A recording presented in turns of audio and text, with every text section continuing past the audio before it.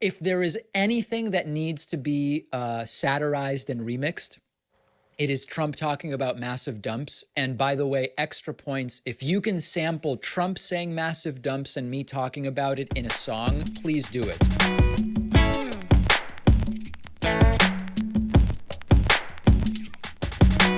Dumps. Big massive dumps. Dumps. Big massive dumps.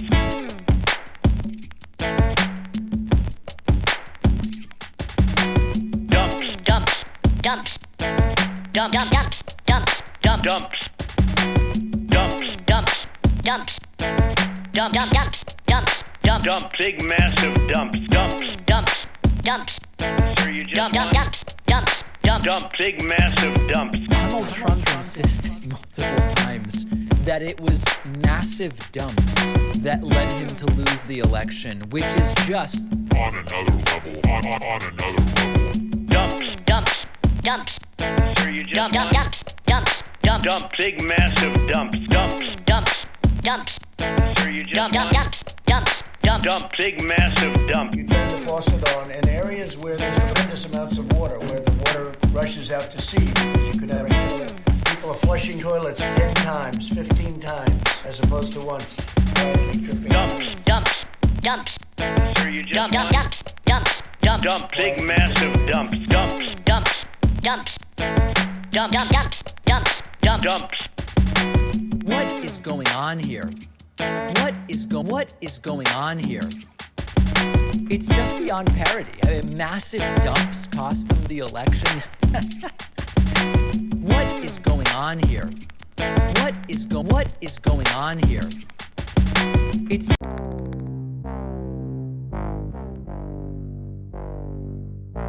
Trump was doing this with his personal toilet. But sinks, toilets, and showers. Elements of bathrooms, 10 times, 15 times. elements of bathrooms, We're looking very strongly at sinks and showers. elements of bathrooms, 10 times, 15 times. elements of bathrooms, What on earth is going on with Trump and toilets? Trump's White House toilet would be clogged with documents that Donald Trump was flushing down the toilet. Is this the explanation? Big massive dumps. elements of bathrooms, 10 times, 15 Trump was doing this times. with his personal toilet. elements of bathrooms, And showers. Big massive dumps. elements of bathrooms, Duty, 15 times. Not me, elements of bathrooms, God bless the United States. Thank you very much. elements of bathrooms. All right, this is stream number 4 in 3 days. That is an average of 1 1/3 streams per day. It is the final day of CPAC Texas 2022. Do not adjust your television. Do not adjust your mobile phone or your computer screen. This is Glenn Beck. That is a metal eagle that is comically oversized, hanging from his neck. And we are moments away from former President Donald Trump's, I guess they're calling it a speech. Then he went, Donald Trump, yeah, Donald Trump. Yeah, and it's a speech which I'm sure will be filled with precise speech. I've had more investigations than Jesse James, Billy the Could. No more Dropbox. The Dropbox is a Exactly. So here is the agenda. Let's take a look at it. We are now, so this is Central Time. So you have to understand, it is right now 5:20 p.m. Central Time. So Glenn Beck is currently speaking. They're only running about 10 or 15 minutes late, which in Trump world is like extraordinarily good. Then Kimberly Guilfoyle will speak, and she will say, I guess how the best is yet to come. Let me see if I, oh, here. The best is yet to come. Okay. Then Tudor Dixon will speak. Then Carrie Lake will speak. And then the failed former president, Donald Trump, is going to be delivering a tirade of some sort. So that's what we have to look forward to here. I want to welcome everybody of all political orientations, sexual orientations, race, national origin, sports allegiance, gamers and non-gamers alike, people who like Metallica and people who don't like Metallica. Everybody is welcome here. That being said, if you troll, you're going to get banned. Okay? If you troll, oh, and by the way, I like Metallica. I'm not saying it's like, I'm just saying whatever category, whatever identity is absolutely welcome here. Okay? I am pro Metallica. Yes. All right. I know many of you are still high on energy from yesterday's record-setting 605 new members that came in during what was an explosive and, in some sense, horrifying stream yesterday. And we will see where we end up today. Now, I want to show you guys something. I don't know about the oranges of this. I don't know if this is for real, if it was hacked. At some point during CPAC, the message "we are all domestic terrorists" showed up on their center thing. Does anybody know if it was hacked? And I don't know if it's controlled by Bluetooth or Wi-Fi or what it is. I don't know the backstory, and I'm so curious about it. But very much perfect. "We are all domestic terrorists" showing up on their center curved screen, and at the front of the room as well. I love it. It's not an incorrect message. It really isn't, which is why I'm curious where it came from. It's fascinating stuff. Let's see what else we have. Here is Lauren Boebert saying that Fauci must be prosecuted. We need to investigate Fauci. We need to defund Fauci. And we damn well need to prosecute Anthony Fauci. Defund the 81-year-old longtime doctor on the brink of retirement. By the way, I just read Richard Preston's book, Crisis in the Red Zone. It's about the 2014 Ebola outbreak. And Fauci is mentioned in the book because he was actually providing bedside care to a nurse who contracted Ebola in the United States. It's an incredible story. But yeah, that's the guy we need to prosecute and investigate and all of that different stuff. Very, very sick people. So we looked at that. Here's a stunt with former Vice President Mike Pence pumping gas for people. Oh my gosh. Isn't this great? Yeah, that's fantastic. And he looks so at ease, and everything about this is so natural and genuine. I got to step aside. She's going to pull out.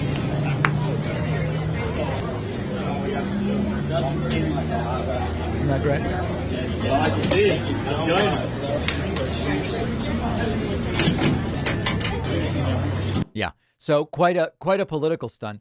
If there are crisis actors, it's those people right there, right? Okay, so I mean, like, we don't want a defamation suit or anything like that. Here's something that happened at CPAC. I don't even know what. Hold on. Do you like the Trump one? I like the Trump one. Okay, check this out. No, hold on. All right. What you got? Oh, wait, these are the Newsmax people. On the left, this is like Grant or Greg Stinkfield. This is Ed Henry. I don't know who the woman on the right is. Wait a second. Stitchfield, Trump won. Can you believe it? I knew that was the hat for you. I knew that was the hat for you. You know what? I found something better for you. Okay. Get rid of the boot. Give me that. There you go. We're going to give you a heel. This is the ultimate Stitchfield army. It's a Trump heel, but Remember, guys, money can't buy you class. Money can't buy you class. That's really my takeaway from all of this stuff. I want to say a huge thank you to Jason Sickmeyer and Kevin Gouldy, each of whom just gifted subscriptions on my website, putting us on the board at 2. Also over on Twitch, memberships are dumping in. Emily, John the Elder Dragon with a subscription and a gift. Coffee Nub has subscribed on Twitch, and West98 has subscribed. That puts us at 7.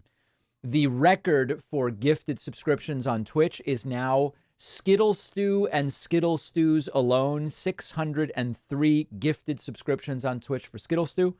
I'm Inconsolable in second place with 555. And then David Chadman in third place with 363.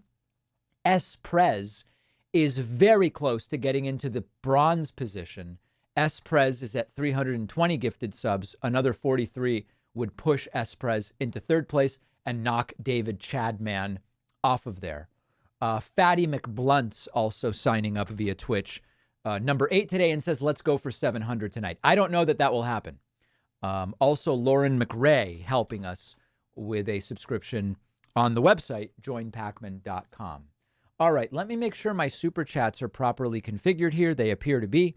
Let's look at a couple of other things from earlier today, from CPAC and other related things. Let's see what I've got. Okay, I'm going to skip that. That's too stupid, even for a stupid stream like this one. There was a bunch of other stuff here. Oh, here's Bannon. Bannon spoke. Let's see what he had to say. That's why Kash Patel, this great patriot,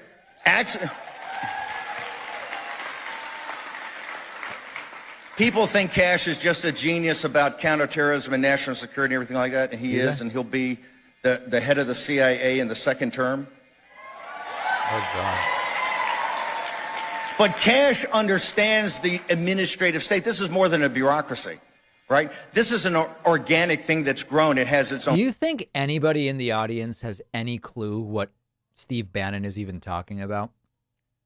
I'm convinced that they're basically just words, meaningless word salads. That it's not even meant to be understood. It's just sort of like, are you on board or aren't you? That's it. Words, meaning, dictionaries. No. Are you on board or are you not on board? Let's see what else we have from today. Carrie, I have a really hard time caring about Carrie Lake. It's very tough. Now, if she becomes the next governor of Arizona, it's going to be a different story. The Republican Civil War continues. Here's Matt Gaetz and Steve Bannon denouncing Kevin McCarthy. If anyone posits to be the leader of our party and our movement, they cannot stand for the swamp and the establishment and the bureaucratic permanent state. They have to stand with us in exposing these issues. And if Kevin McCarthy will not allow us to be able to find out these answers, he should not be the leader of the Republican conference. Wow. What do you guys think about that? Do we want Jim Jordan? Yikes. That is very, very dangerous stuff. Extremely dangerous rhetoric. All right, we are standing by here for the next thing, which will be happening very, very soon. I guess on Rumble is where Right Side Broadcasting is carrying the speech. Always curious what they're up to. Let's see. $39. That's Here's what they're up to. $90 off. We have extremely low quantities, and once they're gone, they're gone. So extremely low quantities. Hey, by the way, I have now, thanks to Small Fuzzy Moss, our new Mike Pillow clip. Now, remember, the original Machines clip is the following one. We're doing a class action lawsuit against all machines. But thanks to Small Fuzzy Moss pulling yesterday's clip, I also now have the following. over 54 countries have now been taken by the machines. That is just genius. A comedic genius in spite of himself. It's really something else. Coming up next will be Kimberly Guilfoyle. Kimberly Guilfoyle will be coming up next, and that should be pretty wild. The best is yet to come. Thanks to JoyKit for the Twitch Prime subscription, number 10. Carrie Lake. Oh, they're skipping a bunch of stuff. That's interesting. Thank you to Denver McCarthy for the gifted subscription on my website, and Juan for the gifted subscription, putting us at 12. Remember that today's coupon code is INDICT. That's because all these people should be in jail. And you can sign up with that coupon code on my website, joinpacman.com. Let's see what sort of delusional rant Carrie Lake puts together.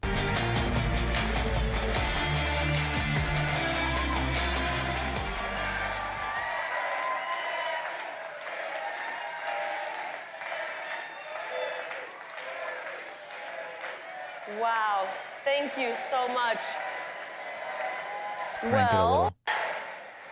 We won. Woo! And we will bend men. Oh my gosh, it's so good to see all you patriotic Americans. I want to thank Matt and Mercedes Schlapp for inviting me back to CPAC. There's no place in this world I'd rather be than to share a stage with the greatest president we've ever known, President Donald J. Trump. Mexico. I just saw that amazing man backstage. He's so excited to come out. And how many of you were inspired by President Trump at some point in your life?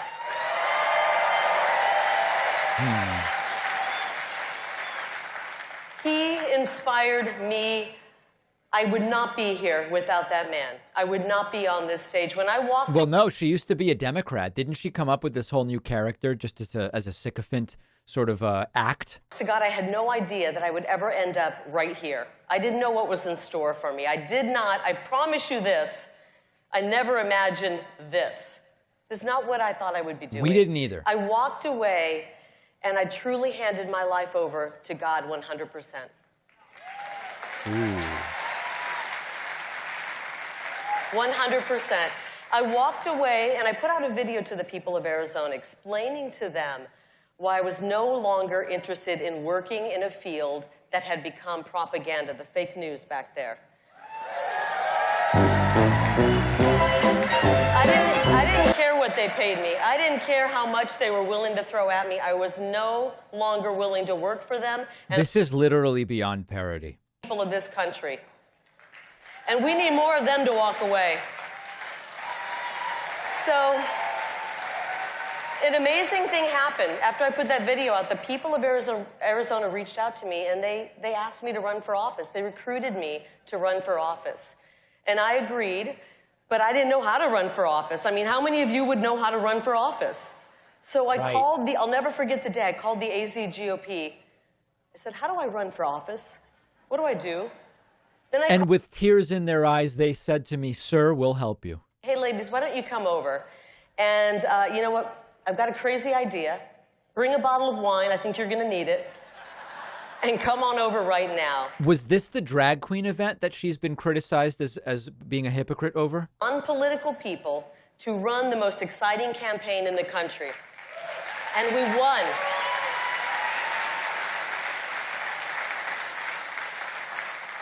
We didn't play by the rules because, frankly, I did not know what the rules were. I had no idea what they were. I would hear from high-priced political consultants, whatever you do, don't talk about the election. I didn't listen to that.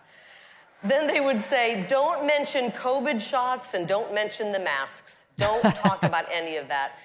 Suffice to say, I did not hire those losers.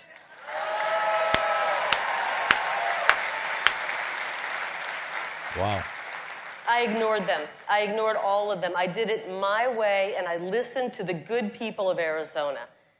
And I stand before you today, the Trump-endorsed Republican nominee for governor of Arizona.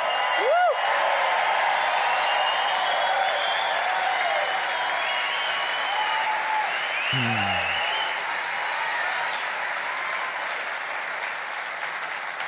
Now, thank God, I did not know what this would entail back then. God only showed me a little part of the path. If he would have showed me the whole darn thing, I might not be standing here. Because God works in mysterious ways. Nastiness, the endless attacks on myself and my family, my children.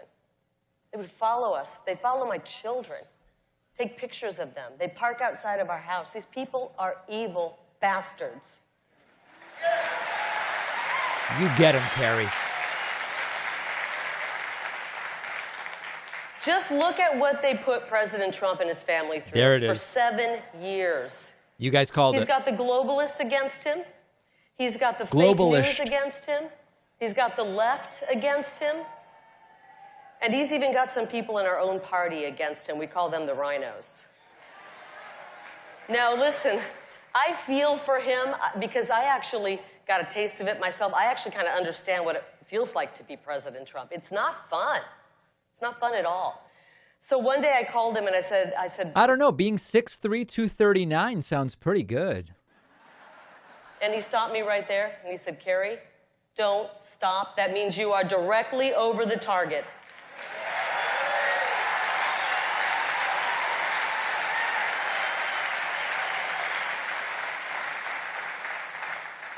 I'm feeling pretty strong right now.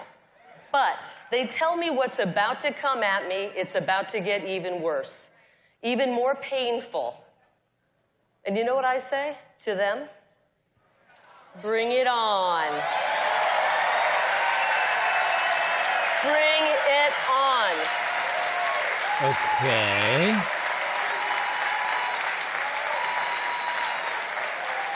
I welcome the vitriol. I welcome the strife. I welcome the attacks. And I welcome every bit of it with ultimate gladness. You know why? Because this fight before us proves to us that God is with us. He has chosen me, and he has chosen you.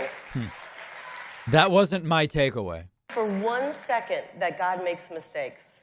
You guys agree with that? He has placed each and every one of here at this point in history because he knows our strength. He's placed us here because he knows that we will be the ones to save this great republic. Absolutely.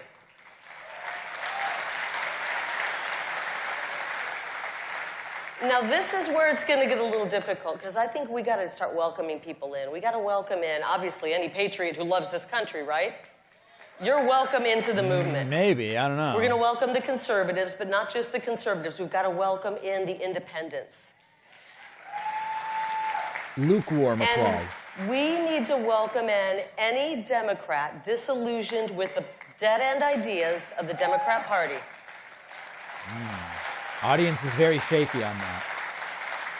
And let me tell you, there are millions of them out there. We've got to welcome them into this party as they walk away. We need to say, welcome to the Republican Party, the party of we, the people. She gives me real I'd like to speak to the manager vibes. I don't know about you. I think it is a battle between left and right, but this is truly a battle between those who want to save America and those who want to destroy her. That's where we are at this moment.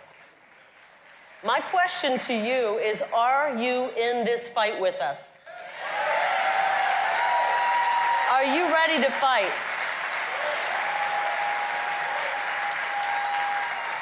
Because we need each and every person to be in this foxhole with us. We all have to be willing to take the same hits that I've taken and that President Trump has taken. That means we've got to be willing to Trump's put our job on the line. Did you guys hear that? Who's had to do that? A few people out here. I see hands have That's gone crazy. up. We got to be willing to put our paycheck on the line. I know how that feels. It's not fun. We have to be willing to be attacked, and we got to be willing to lose a friend or two. Or 50. What a lunatic. I think I've lost about 150. There you go.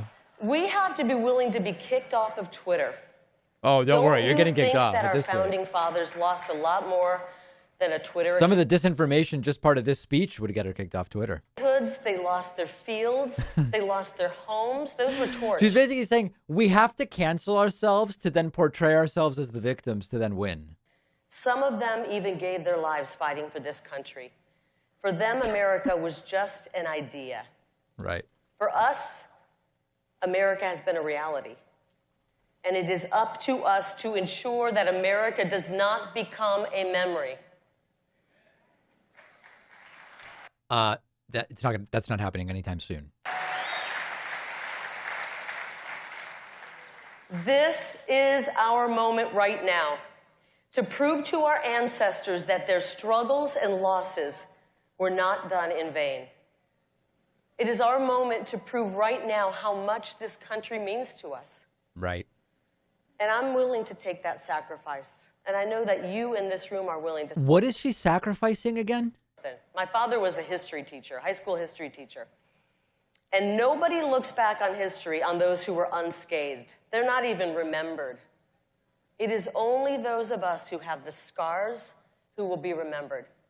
Those of us with the scars of battle. This is fully delusional. That will make history. We may have won this battle, and I won an epic battle in Arizona. A lot of me energy here. We drove a stake through the heart of the McCain machine. Ooh. That is some cringe.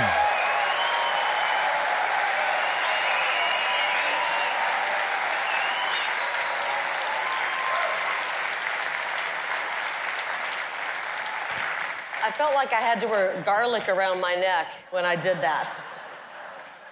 So my question is, are you ready to fight a few battles? Yeah, against you. We need to fight like hell to take this country back. I know that the man standing back there is willing to do it. I know I'm in this battle and willing to do it. Who is ready to rise up and go out there and win this war to save America? Let me hear you.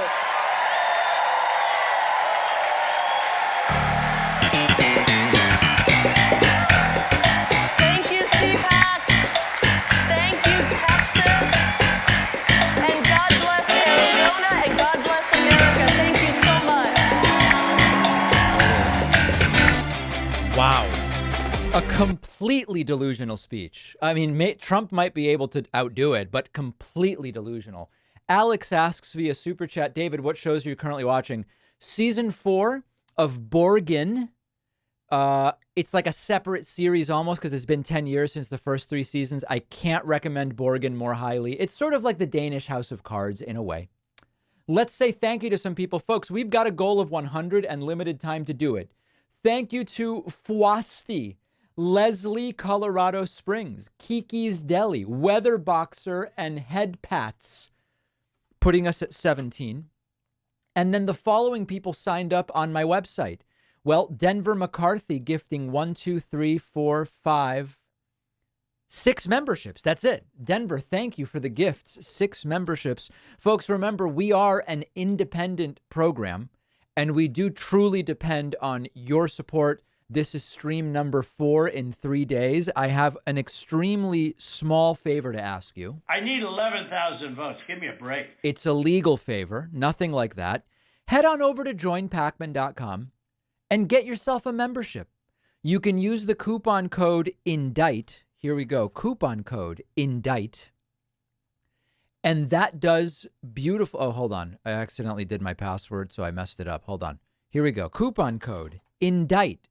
When you type that in, it becomes crazy. And if you want an even better discount, Obama. Yes, the coupon code OBAMNA is even more criminally negligent. Let's put it that way. I will thank every single one of you.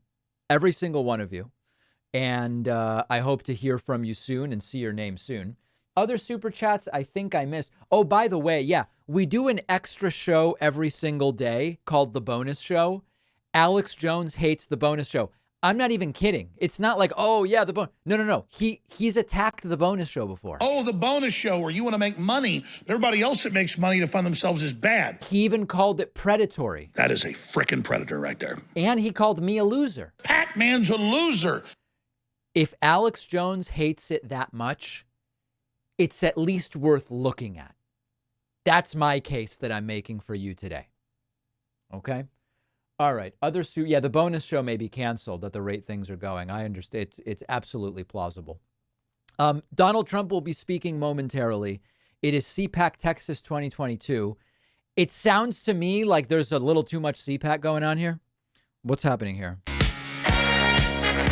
Uh-oh. That can only mean one thing. Soon that country song is going to play, and then Trump's going to come out. I want to say thanks to Jason Sickmeyer for signing up for a membership at joinpacman.com and giving it away to someone else. That's always very much appreciated. Jason, thank you.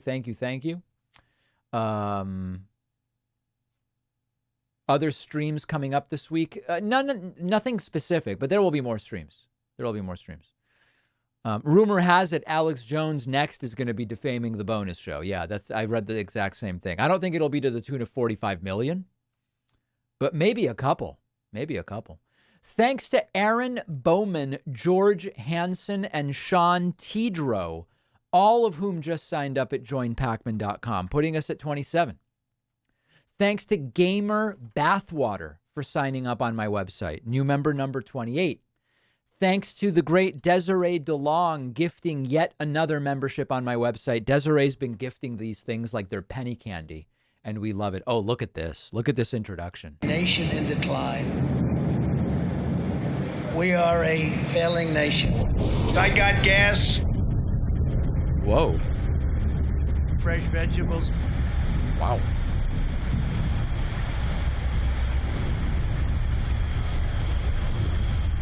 Interesting intro. We are a nation that has the highest inflation in over 40 years. Where the stock market just finished the worst first half of a year in more than 5 decades. Elements of medical. Wow. We are a nation that has the highest energy cost in its history.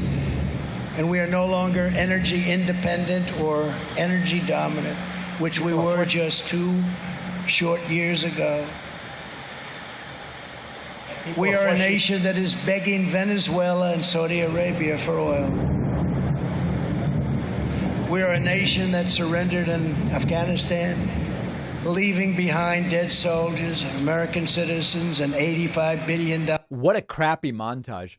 Thank you to Christopher Scott and Chris Ducharme for signing up on my website, putting us at 31, which is, I would argue, a great number. Also, thanks over on Twitch to Henio and Fjorkum for the Twitch Prime subscriptions. Always appreciate those. A nation that no longer has a free and fair press. Fake news is about all you get.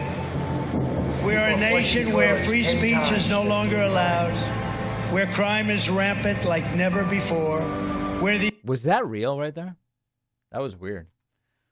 I did see I missed a super chat. Let me see if I can get back to that. The super chats are just flying by. Trump, how do you spell YMCA? Okay, very good. Very, very clever. Thanks to Jordan Tyler for signing up on my website, joinpacman.com. Really appreciate that. Also, thanks to, this is going to be a brute. You know who I'm going to sound like pronouncing some of these names? Hold on, do I have it here? Oh, no, I don't. I'm sorry. I don't have it.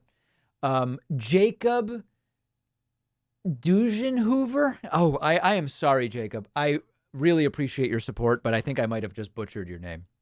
Thanks also to Taylor Ragland. Taylor just signed up on my website as well and is new member number 36. Do we want to listen to this? Ways has become a joke. But soon we will have greatness again. It was hardworking patriots like you who built this country, and it is hardworking patriots like you who are going to save our country. There is no mountain we cannot climb. There is no summit we cannot reach. There is no challenge we cannot meet. Yeah, no challenge other than Trump pronouncing names off of a teleprompter. Swami Vive Kamunand.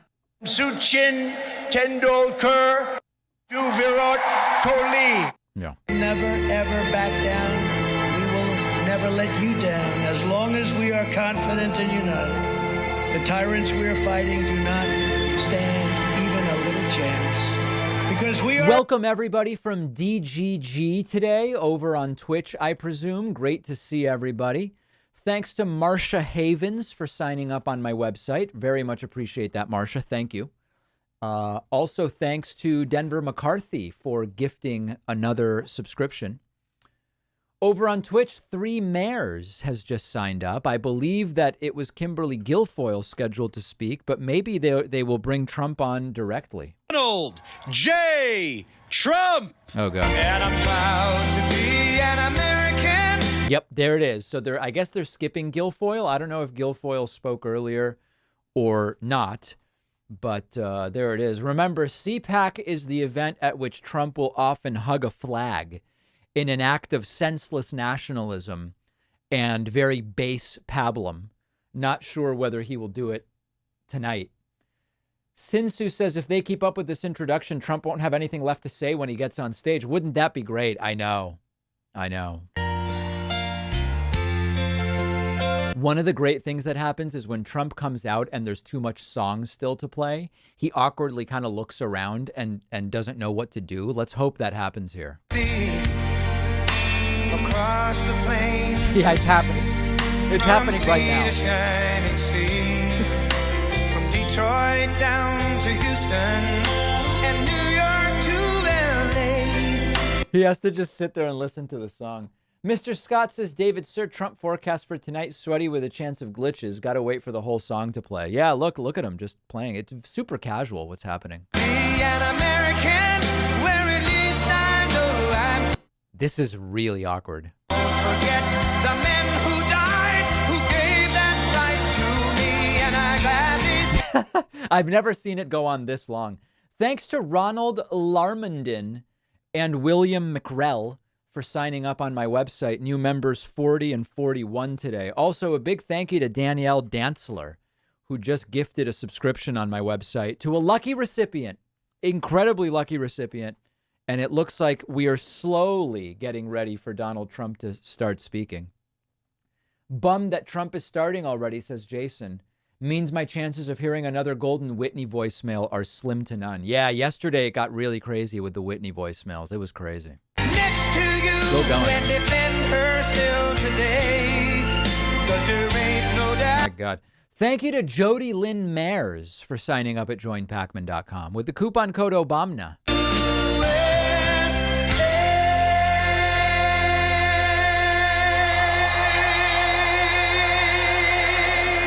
Also, thanks to P. Rick Murphy. Appreciate that as well. Will this go over or under 90 minutes? What do people think? Thank you. Well, thank you very much, and I'm thrilled to be back in the great state of Texas, and I'm thrilled. Oh, he's already sweaty and slurring. I didn't expect that in the first 10 seconds. The proud patriots here today are the beating heart of the conservative movement. That's true, the beating heart. It all started for me at CPAC, by the way. I don't know if anyone was there a long time ago, but they are incredible, and the job that's been done is unbelievable. You are the loyal defenders of our heritage, our liberty, our culture, our Constitution, and our God-given rights. You never stop fighting for America, and I will never, ever stop fighting for you. Won't happen. Seems out of it today, huh? Oh, but let's begin this evening by showing our appreciation to our two wonderful hosts, two incredible people, unbelievable patriots, a family of young ladies that are even more beautiful than they are. I have to say it. What? They are beautiful. We just took pictures, and it's great to see Matt and Mercedes Schlapp.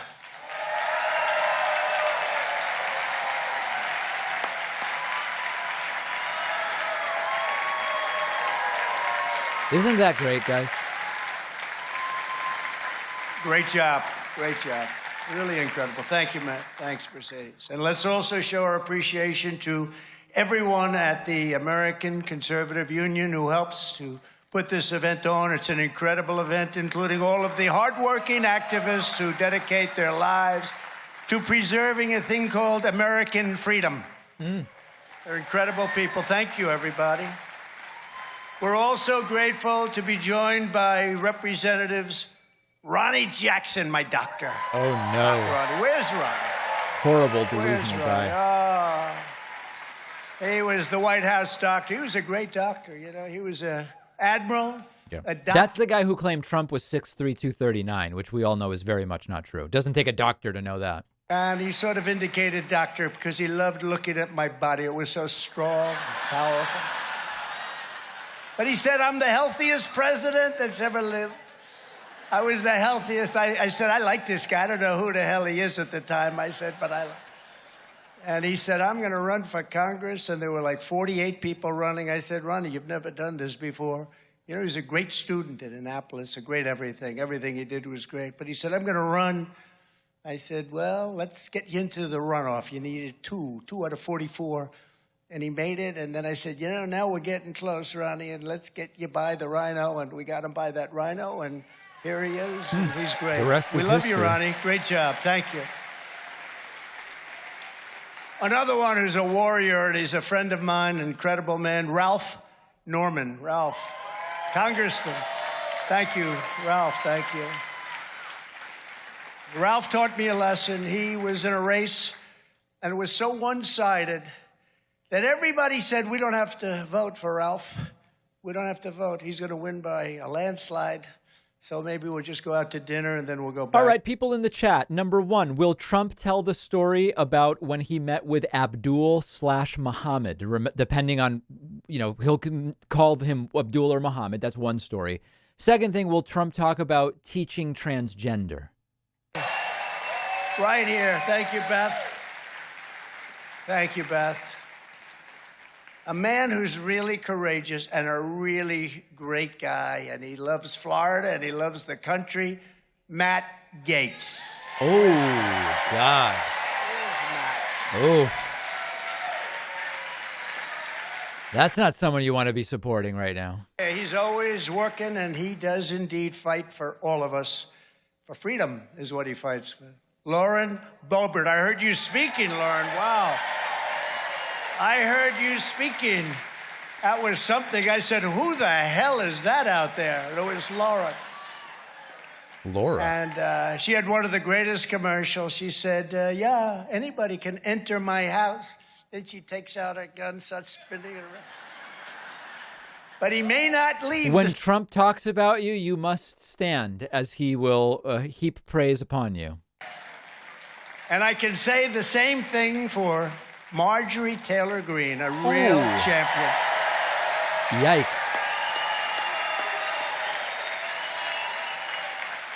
And okay, so you said Jewish space laser, but there's Muslim space lasers too, and there's Christian, and it's just a space laser. I'm screaming for you, Marjorie, you know that. Amazing, really amazing. Thank you very much. And you're sitting next to Matt. What a combination those two are. Well, they are something, but they love our country. Congressional candidates. Now, look at this guy. He looks like better than Cary Grant. Do you remember Cary Grant? Today, we don't have Cary Grant. Today, we have Rosie O'Donnell. And what happened to Cary Grant and Clark Gable and Errol Flynn? But we have a guy that looks just as good as them. And he's running, and he's going to win. Bo Hines. Ooh, where's Bo? Where is this guy? Hi, Bo. Great football player, too. Great student and a great football player. And Kevin Kiley. Kevin, where's Kevin?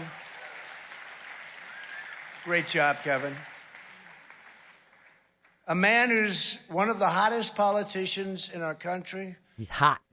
Married to an incredible woman and respected so much in North Carolina. And anybody that sees him or knows him, they immediately say, there's a man that we want representing us. Lieutenant Governor, North Carolina, Mark Robinson. Where's Mark?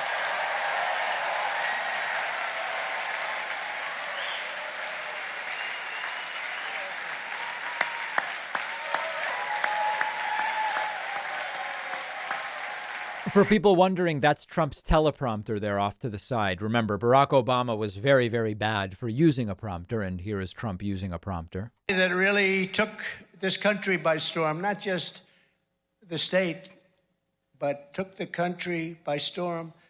Tudor Dixon, governor of Michigan, soon to be, we hope, straighten the state out. Let's hope not. Tudor is fantastic. Tudor Dixon. Jesus. Right. Now, she recently lost her father, very recently, and he's looking down. He's saying, I'm so proud of my daughter. I had met him. I guess that was his last meeting, right? And they were at Mar-a-Lago, and his father was incredible. Great steel person. He was somebody that knew what China was doing. He knew more about China, what they were doing to us in devastation. And we put on those tariffs, and those tariffs work so good. I hope they don't terminate tariffs, Tudor. But your father's looking down on you right now, and he is so proud. He can believe it, He can believe it. It's not like he can't. He can, because he knew you better than anybody. So congratulations. Go get him. Wow. Go get him. Trump's really able to comfort people in a way that is really a rare skill. Didn't obey any of her orders. She's the shutdown queen, but everybody was shut down but her husband. He was out there canoeing all by himself. Now, normally you wouldn't consider that a bad thing, but when nobody else is allowed to do it, it's not so good. So I think you're going to have a fantastic success, Tudor. Nominee for Michigan Attorney General. Now, I've known him for a long time. He is so tough. People are afraid to even be in the same room with him. Attorney General, he's going to make sure that you're going to have law and order and fair elections and so many other things. He is respected by everybody in that state. Matt DePerno. Matt?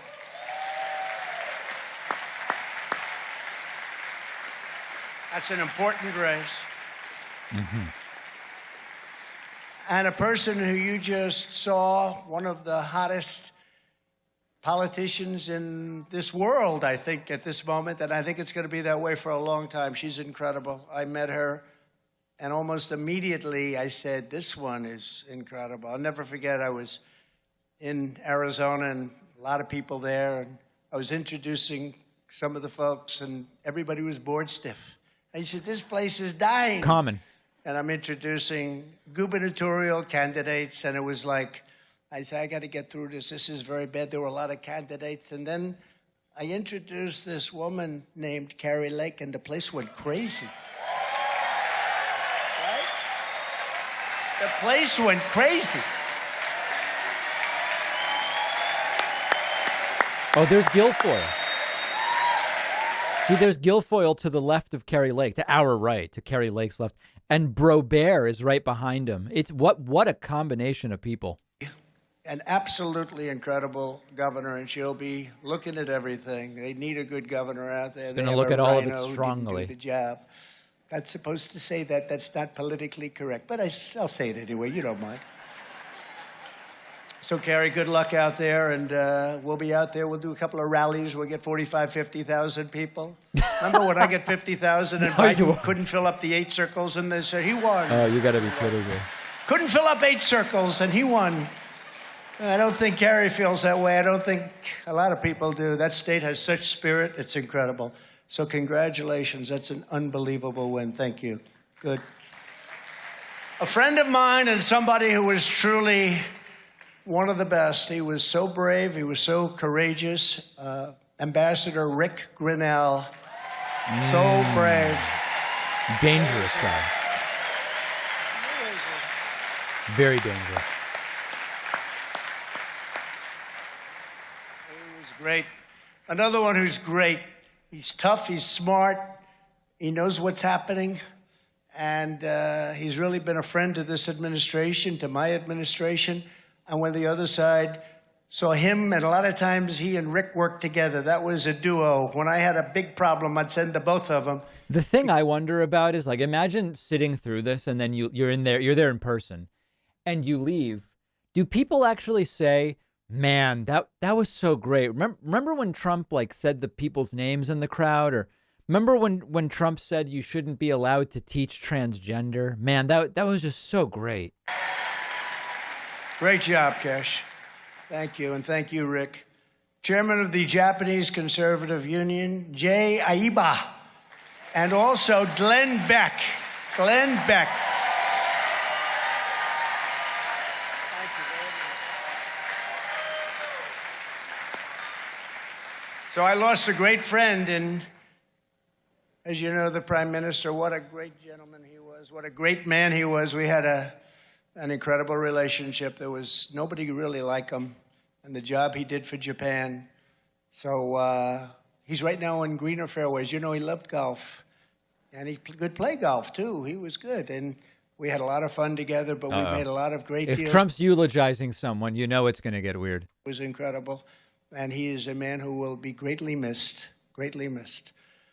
I want to thank you for your incredible support also, because I just walked in the door and they told me I had this straw poll.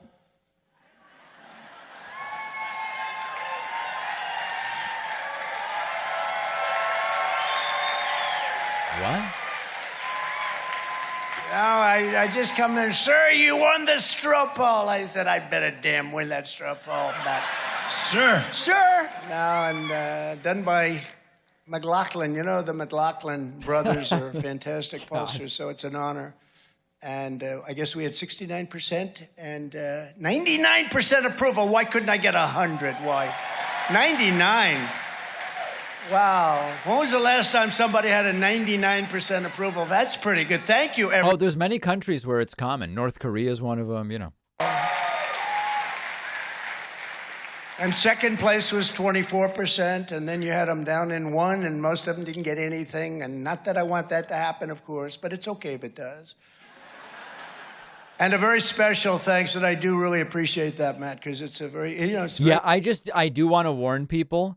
At this point, we're 15 minutes in, and the speech hasn't even really started. So this could be a long one. This country is. That straw poll is a tremendous indicator of what's happening in our country. And a very special thanks for the amazing support from so many conservative Hispanic Americans in the Americano media straw poll. I got 81%. Is that nice? 81. With a second place finisher, I don't even know who it is. Second place finisher was at 16. It's genuinely nuts to be talking about your own polls 3 months before an election in which you're not even a candidate. Embraced the Republican Party. I say actually they've embraced me, not really the Republicans, but I won't say that because I don't want to get myself in trouble with Matt. But they really are. They're incredible people. They're hardworking, unbelievable. But I've been watching CPAC for years, and as you know, it used to be very divided. You had Ron Paul, and great guy Ron Paul, a little different, very much like his son Rand, who I also like a lot. Mm-hmm. But Ron's a little different, a little difficult, like Rand. Rand can be difficult, but you know, when they're your friend, they're your friend. But you had the Ron Paul people, you had the Bush people. He really has a way with words with these stories, really crafts incredible imagery. I don't know. I'm shocked to hear that. But now there's a great feeling of unity. You know, when you see poll numbers like that, 99% approval, there was no such thing. There was no such thing. There was no such thing. When you see those numbers, there's a great feeling of unity. Not only CPAC, but I think, Matt, in the Republican Party, I think we have to do what we have to do to bring our nation back, right? Mm-hmm. As we gather tonight, our country is being destroyed more from the inside than out. America is on the edge of an abyss, and our movement is the only force on earth that can save it. This movement right here.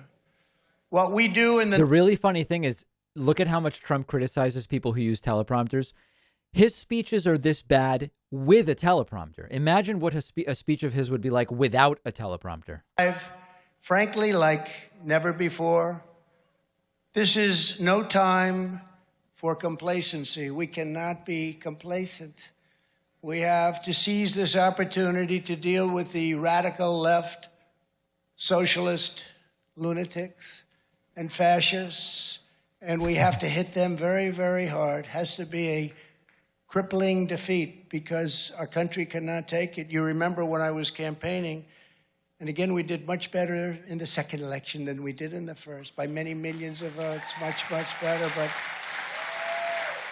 I used to say, not thinking this could even be very possible, but it always had a chance. It will be Venezuela, large scale, or Venezuela on steroids. That's what's happening to our country. It's not even thinkable. We have to take this chance to shatter the corrupt Washington establishment once and for all. We have to run aggressive, The guy who lost by like a record 8 or 9 million votes is explaining what needs to happen and how they're going to win. That's what we want. And we have to throw off the shackles of globalism and reassert two very important words. Globalist. You know what the words are? America first. It's a very simple thing. We have to put our country first. And we had that done, and we were doing great. If we do this, then not only will we fire Joe Biden, Chuck Schumer, crazy Nancy Pelosi. What was she doing in Taiwan? Everything she touches turns to bad. I don't want to say it. Because I don't want them to say, he used foul language, you know. I don't want to say, but it does. It turns bad. I got impeached twice. She failed twice.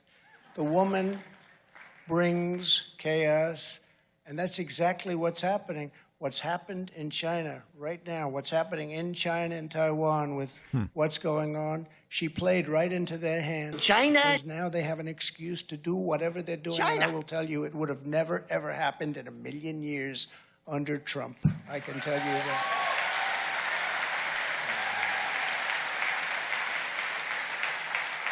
We played right into their hands, but we will save our nation and American power. Prosperity and prestige will come back, and it'll come back strongly.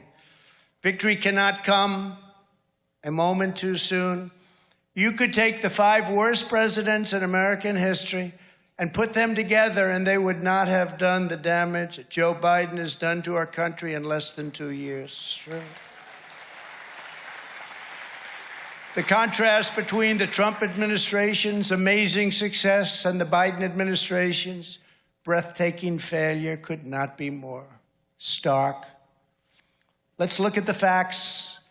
I got gasoline for cars. Put it in the tank. I got Thank gas. you very much. $1.87 a gallon. I got it down to. They have it now at $5, $6, $7. A friend of mine from California called me this morning. He just paid $8.55, he told me, California. And you'll follow. You'll follow. It's not even believable.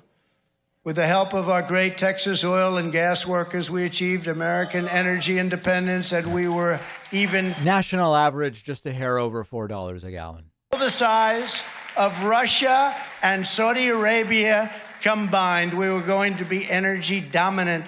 Now the United States is becoming a beggar for energy. We're begging. We gave you the largest tax cuts and regulation cuts in American history. That's why we had the job numbers. And don't forget, you have not good job numbers right now. They're not counting all of the millions of people that aren't working. Yeah, those people are never counted. There are extraordinarily good. We are essentially at full employment right now. The radical Democrats now intend to impose the biggest tax hike. Think of this, the biggest tax hike in bad times in American history. This will be what they're doing right now, the biggest tax hike. There's no tax hikes on the table right now. The exact opposite of what I did. And they're working feverishly to pile on more regulations at levels never seen before. I asked a lot of the big companies, a lot of the biggest and best businessmen, what's more important, the big tax cuts that I got for the country to get it going? And we never had a country going like we had before the China virus came in. We never had anything like it. And then we did it again. We did it again. We did it twice. The stock market was actually higher. It was actually higher than it was pre-COVID, as they say. COVID, such a nice name. I wonder where they got it. Mitch McConnell got taken for a ride by Joe Manchin and the group. And the great people of West Virginia have been seriously hurt by these political ends. Remember, Manchin was their friend for so long. Finally, a Democrat who can think critically and think for himself. Now Manchin's the enemy. West Virginia out. What he's done to West Virginia, I don't believe they're going to stand for it. Let's see what happens. And I said this was going to happen. Joe Manchin is devastating West Virginia. Kyrsten Sinema agreed to allow this massive tax increase just yesterday to go forward, only provided that Wall Streeters are allowed to keep their current carried interest provision. It's a hell of a provision. In fact, I had it ended, and then I ended up getting so much more for it. I would have terminated it. We were all set to terminate. But we got many, many other things for it. They gave up everything to keep it. Yeah, so Trump's admitting he went for it as well. Manchin and Sinema, what happened? We're trying to figure out what the hell happened. Where did this new philosophy come from all of a sudden? 48 hours? I think if this deal passes, they will both lose their next election.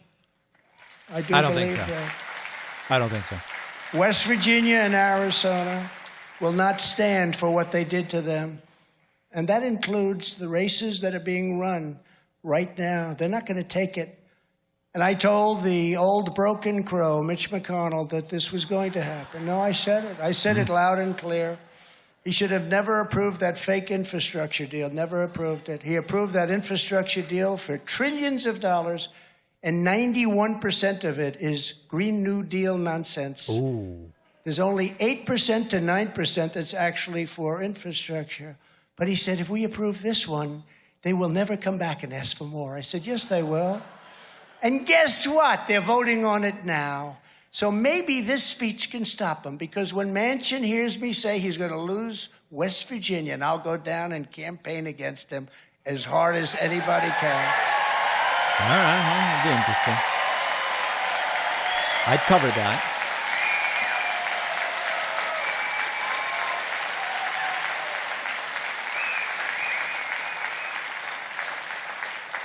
And when Sinema does that to Arizona, and I will tell you, we have a person that I believe is going to be the next governor. I don't think she's going to stand for it. I don't think she's going to stand for it. You know, it's interesting with Manchin. So I got along with him very well. He wanted to know Jerry West could get the Presidential Medal of Freedom. I said, Jerry West, great athlete. Could Bob Cousy get one too?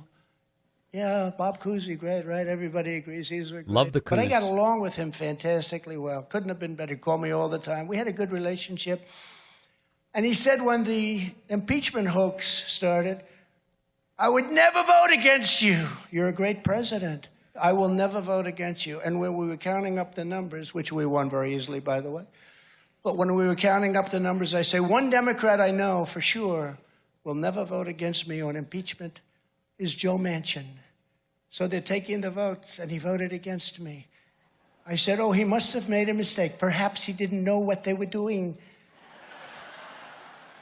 But I said to Mitch McConnell that he will do this, and he will hurt. Riveting story. And by the way, Trump's so wealthy, why can't he get a suit that fits? I just do not understand it. He's going to hurt everybody. But Mitch McConnell has hurt our party very badly.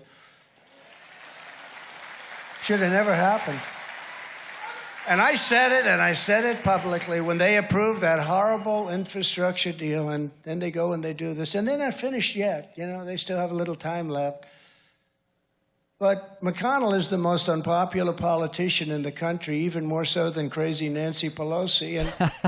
And something has to be done. He raises large campaign contributions for senators, and that's how he holds on to It's hard to imagine a more boring story. It really is. Senators who I'm very friendly with, which is most of them, you saw the vote, they call, they say, what do we do? You know, all of a sudden they're offered 20, and it's hard for them to raise money. But McConnell will offer them $20 million because he raises all this money, and he offers them to many of the senators, not all of them. And they'll call me, what do I do? What do I do? I said, take the money. Take it. It's all right. Don't worry about it. He'll end up where he ends up. Take the money. They need it. But it's not a good thing. And under the Trump administration, we had the greatest economy in the history of the world. We had no inflation. We had no inflation. It was just, nobody could even believe it. They wrote books, and they're writing books on it. Biden created the worst inflation in 49 years, 9.1%. I believe it's much higher than that, by the way. Yeah, it's not. It's going down. Denver says, I think I'd hate Trump slightly less if he wore suits that fit. I agree. It's like he comes out wearing this cape, and it just all seems even more crass. The pandemic, we handed the radical Democrats the fastest economic recovery ever recorded, the history of our country ever recorded.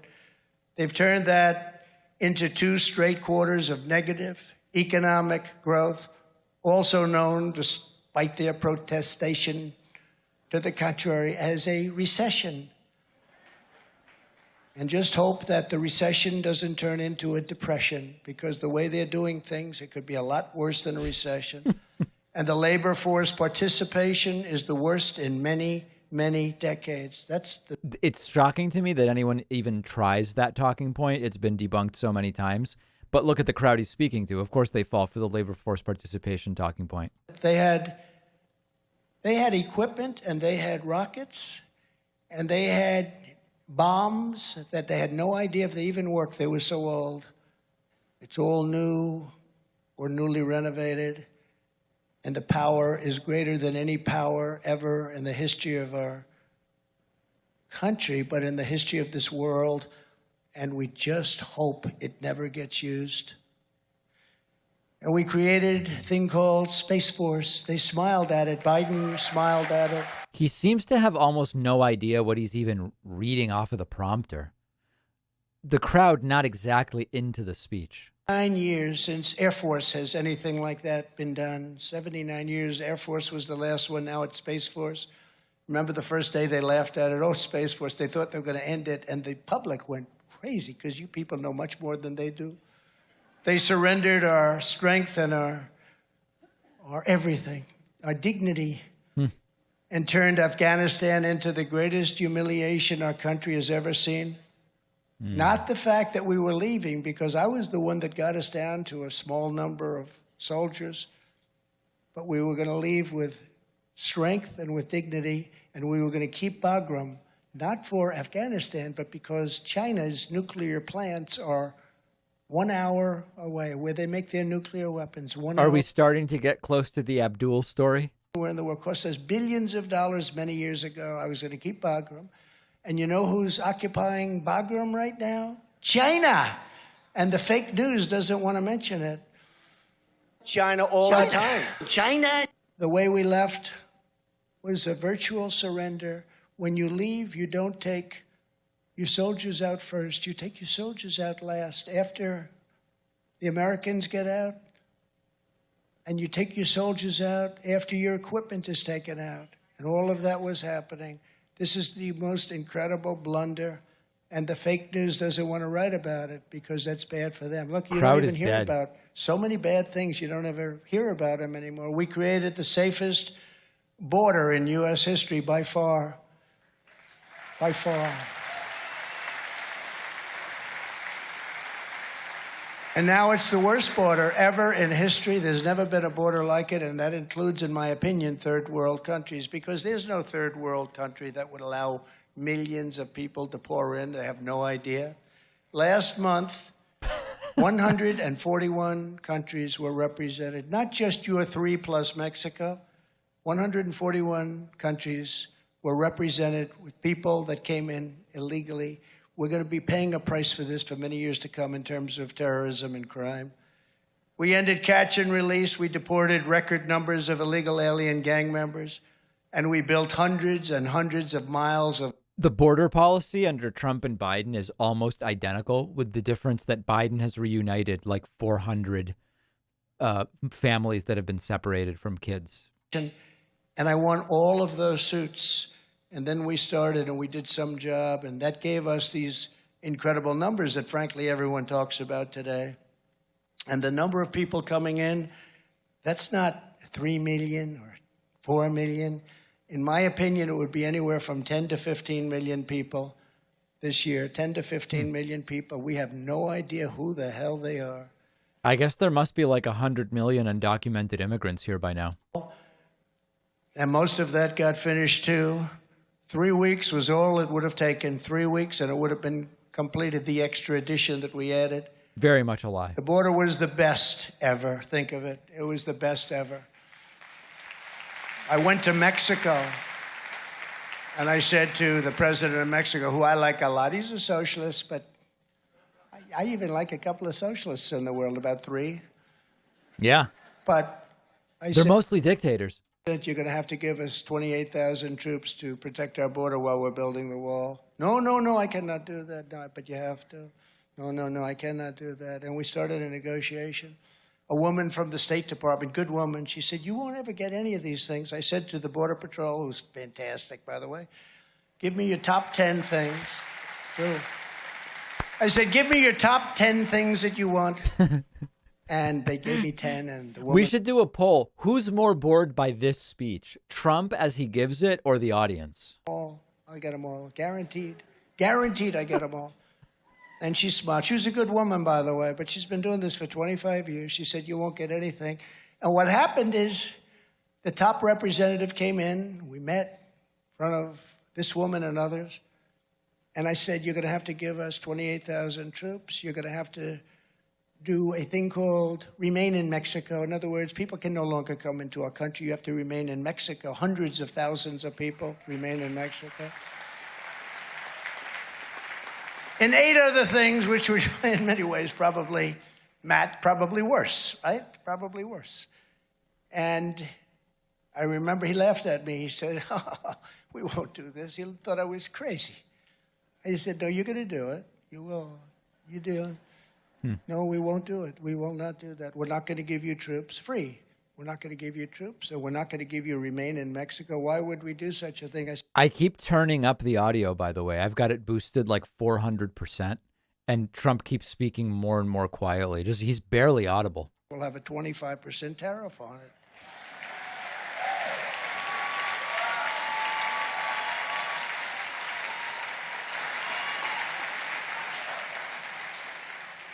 And he said, may I leave the room to make a call? I said, yes. 5 minutes later, he comes back. Mr. President, we would be honored to supply you with 28,000 soldiers.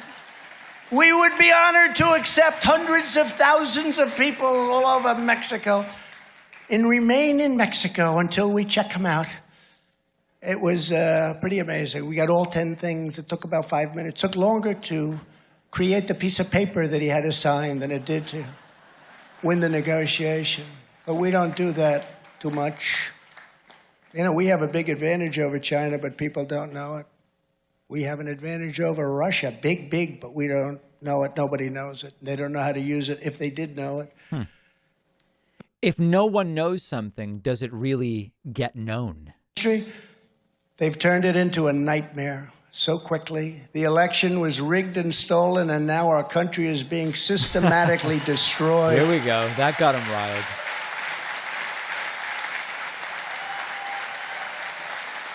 And everybody knows it. And this corrupt January 6th of unselect people, they're unselect. They never comment when I use it. It's the unselect committee. But this corrupt group of people, these are the same people that went after me for the impeachment hoax, number one, number two, the same people, Adam Shifty Schiff, the same people. They look into the mics, then they lose, and then they go on to the next one. It's a disgusting. If they'd use the same energy to go and make our country great, it would be an incredible thing. But I don't know if they can do that. But I ran twice, I won twice, and did much better the second time than I did. The casual nature with which Trump tells monumental lies is really something for psychologists to study. More votes than any sitting president in the history of our country, by far. And now we may have to do it again. We may have to do it again. I got gas. Thank you. Thank you. It's so sad what's happened to our country. We're like a third world country in elections, and we're like a third world country on airports. Has anybody been flying around lately or trying? We're like third world. But first, we have to win an earth-shattering victory in 2022. We have to do it. Coming up in November. We have to so to win it. in this November, this election needs to be a national referendum on the horrendous catastrophes the radical Democrats have inflicted on our country. The Republican Party needs to campaign on a clear pledge that if they are given power, they're going to fight with everything they have to shut down the border, stop the crime wave, beat inflation, and hold the Biden administration accountable. They have to hold it accountable. Incountable. Job number one for the next Congress.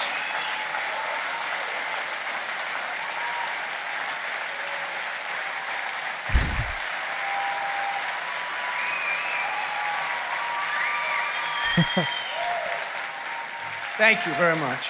Job number one for the next Congress and the next president will be to restore public safety. People are walking outside and getting shot in the head. Shot. Because of the radical left's merciless crusade to dismantle law enforcement in America, our country is now... Does any Democrat in a position of power support defund the police? Are talking about it. We're talking about democracy. Isn't it great? And then they say, you had 7 people killed in Chicago this weekend. You had 68 people shot. That's not democracy. That's not what we stand for. If only we could do something about the tool being used to shoot people. Specialists bail to continue their violent rampages against the United States of America.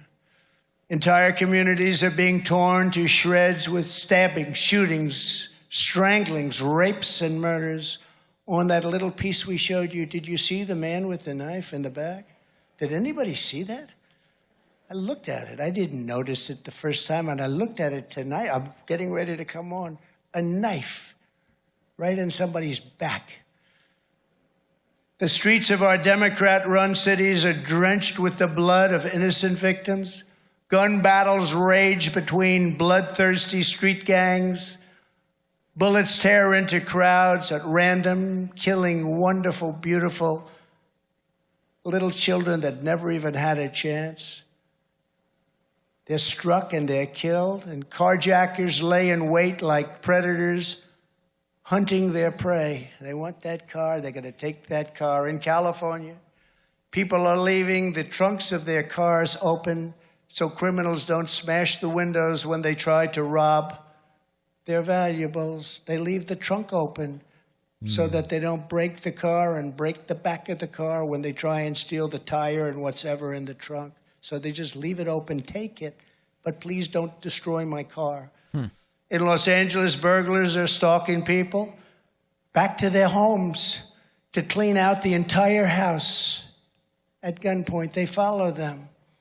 They live in Beverly Hills. They live in some nice community. They follow them back, and they go into the house, and they do things that you don't want to know about. And this has to stop, and it has to stop now.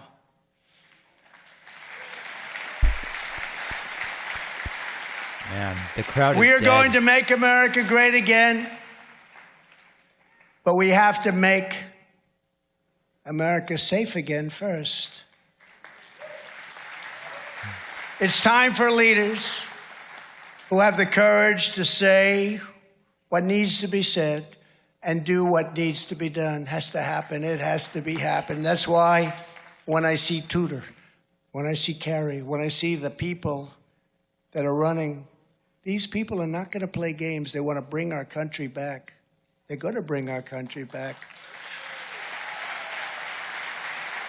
To repair the damage from Democrats, gutting of police forces nationwide, defund the police. How about that? Defund the police. Imaginary. Now they're saying, well, we really didn't say that. Oh, yeah, they did. And now they're saying it again. Never going to change. The next Congress should spearhead the largest increase in the hiring of police officers in American history, hiring tens of thousands more officers nationwide. Make our Maybe Trump will release that health care bill today. Police alone. Let them do their job. Give them back their respect. They know what to do. We have to allow them to do it.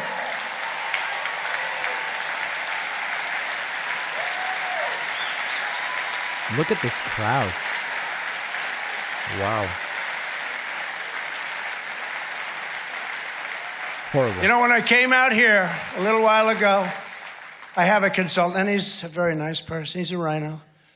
And he said to me, sir, I don't think you should say that last statement. Sir. I don't think you should say it. It's really not good. I don't think it'll be that popular. I said, what? You mean the fact that we should let police do their job? Sir, I think it's probably not going to be received well. I don't even know what I'm doing, sir. You have to let him do their job. He's a rhino, but he's a nice person. We'll probably keep him on the payroll, you know. We need to return to the tried and true strategy of a thing called stop and frisk. We have to take the guns away from people that are criminals. Can you imagine? Instead of taking guns away from law-abiding Americans, let's take them away from the violent felons and career criminals for a change.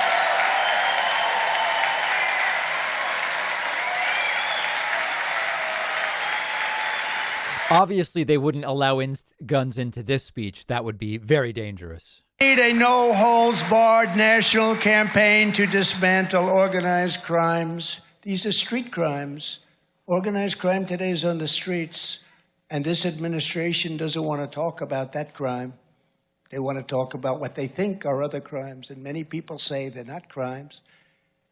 We have to round up the drug dealers, the gang members, and the dangerous offenders, charge them for their crimes, and get them either out of our country and back to where they came from or put them behind bars. There you go.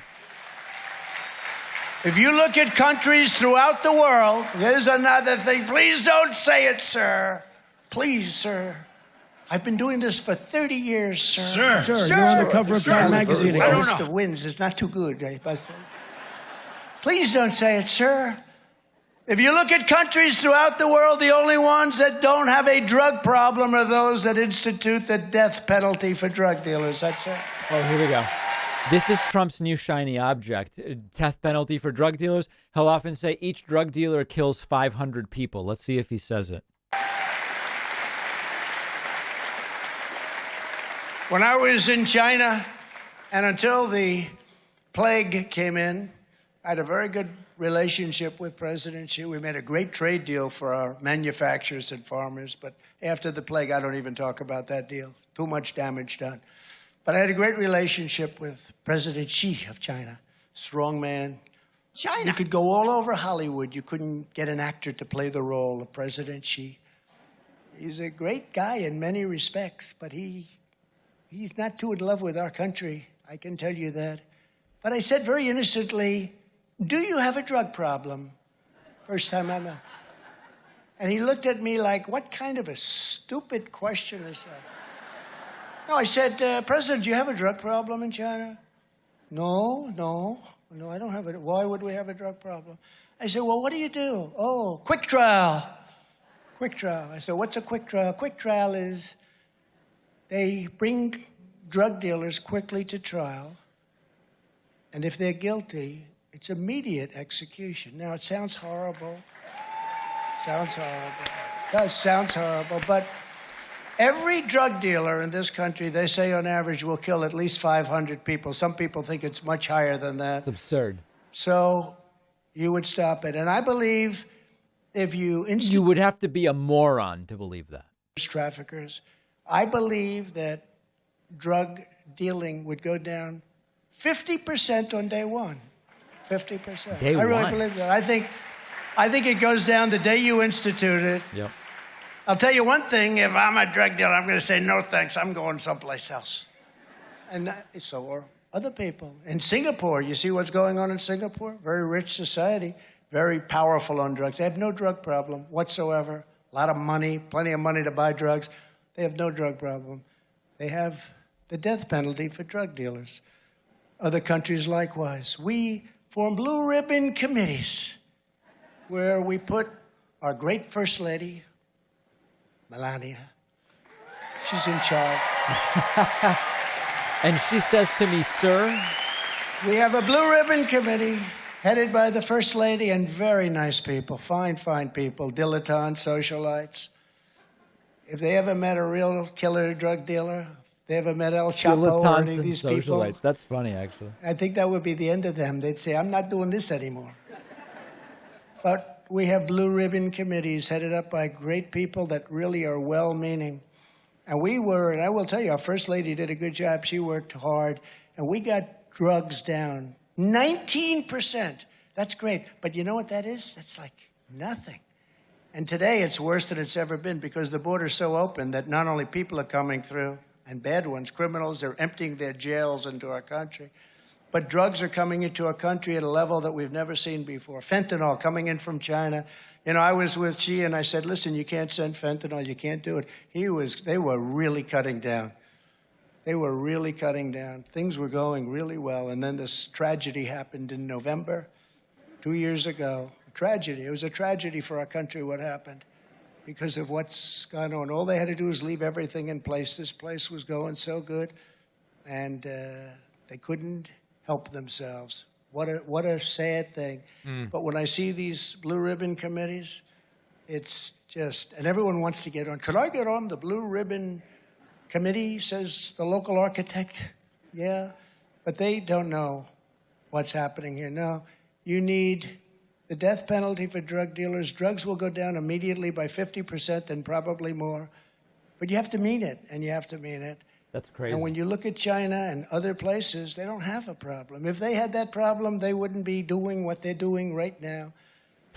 And they weren't. They had this problem many, many decades ago. And other countries, far smaller, were able to invade them and take them over because everybody was suffering from drugs. And they said, we can't do this. So it's not very politically correct to say it, but you'll save millions and millions of lives. Last year, we lost probably 250,000 people to drugs. 250. There's no war. If you were at war, these are numbers that are bigger than war numbers. 250,000. They say it's 100,000. I say it's much more than that. It's probably much more than 250,000. But you also have destroyed millions and millions of families throughout our nation because of drugs.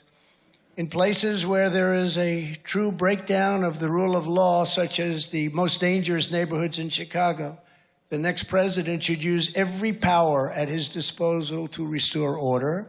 And if necessary, that includes sending in the National Guard or the troops. Very authoritarian speech today. Every American of every background deserves to live in safety and in peace. Every American. One of the things that we were saddled with, and one of the hardest decisions I had to make when I looked at some of these cities that were run by Democrats going so bad so fast, I wanted to send in the Guard, I wanted to send in the troops, and sometimes I did. In Minneapolis, I sent in the troops and saved the place.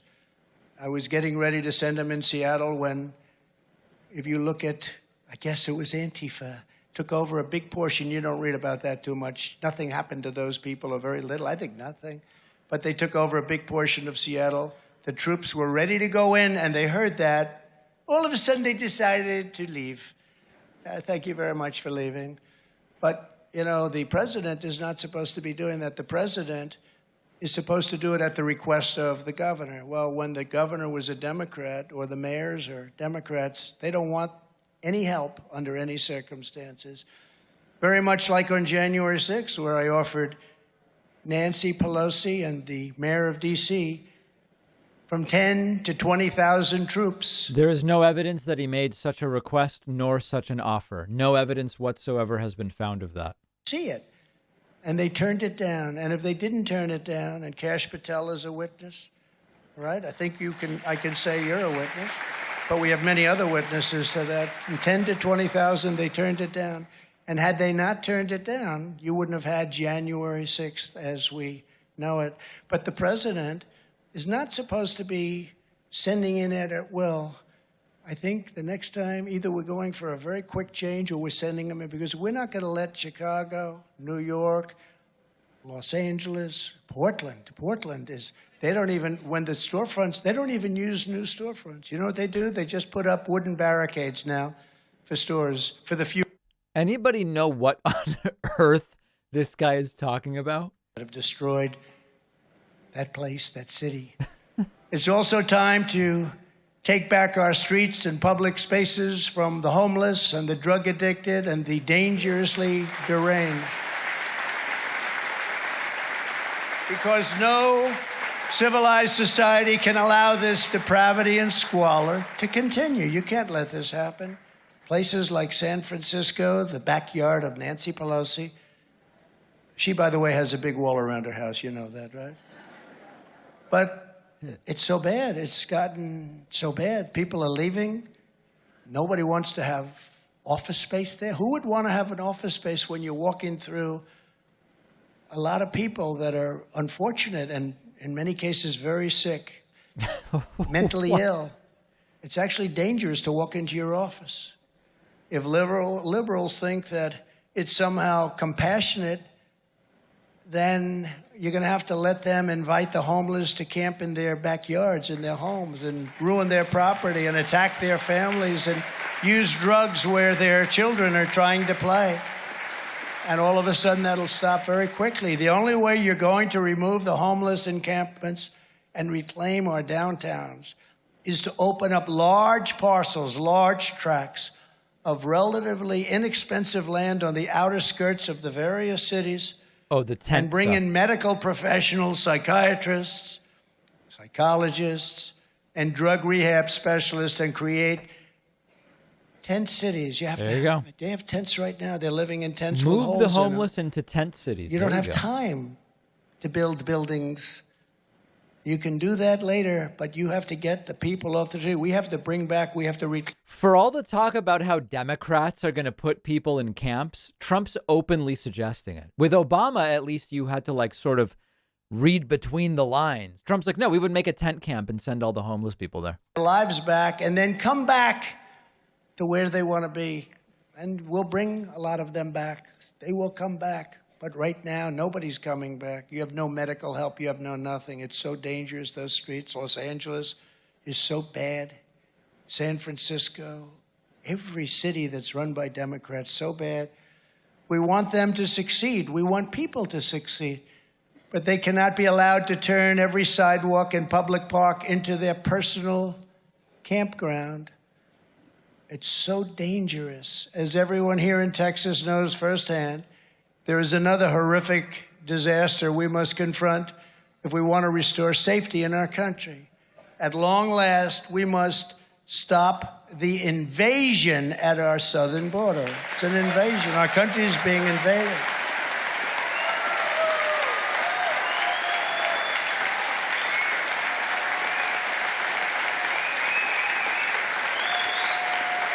Okay.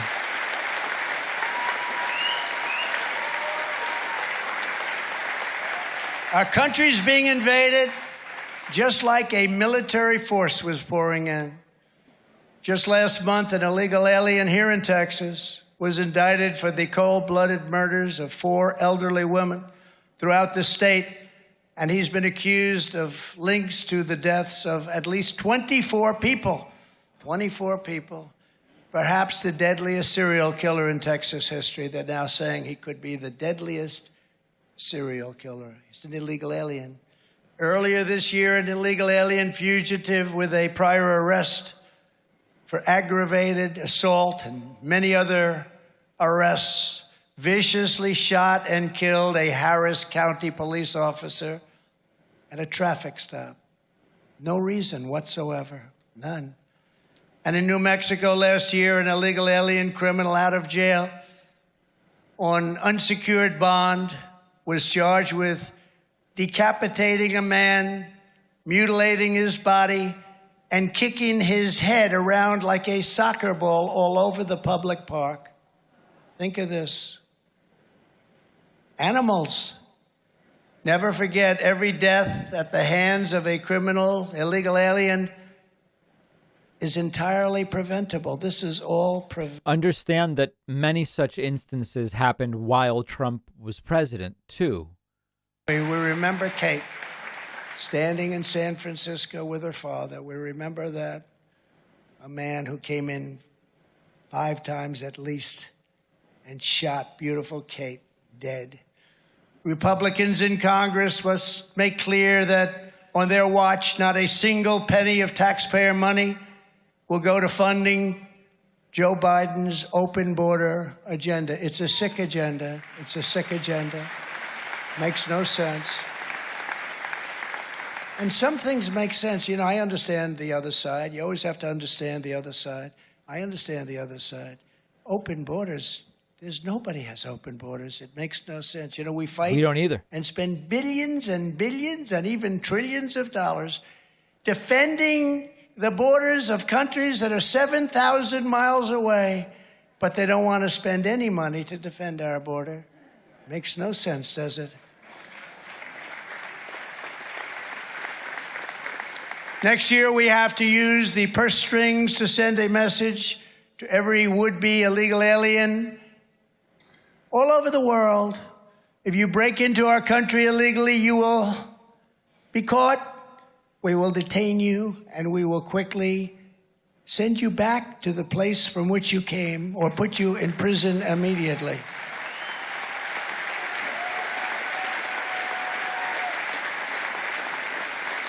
And we did that. We told people, remember at the beginning we had these big caravans. We didn't have the caravans, and now they're starting at caravans. Nobody's ever seen anything like it. We're within 3 months of an election, so now the caravans are starting. For us, because they would bring people into Guatemala, Honduras, El Salvador, and Mexico, lesser extent, and they'd bring them back, and they wouldn't let us land the planes. They wouldn't let them have buses. They wouldn't let them come back into the country. So you'd have the worst gang members in the world, mostly MS-13.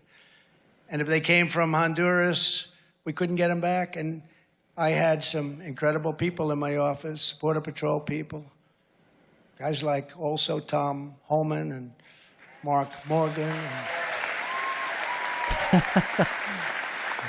Okay.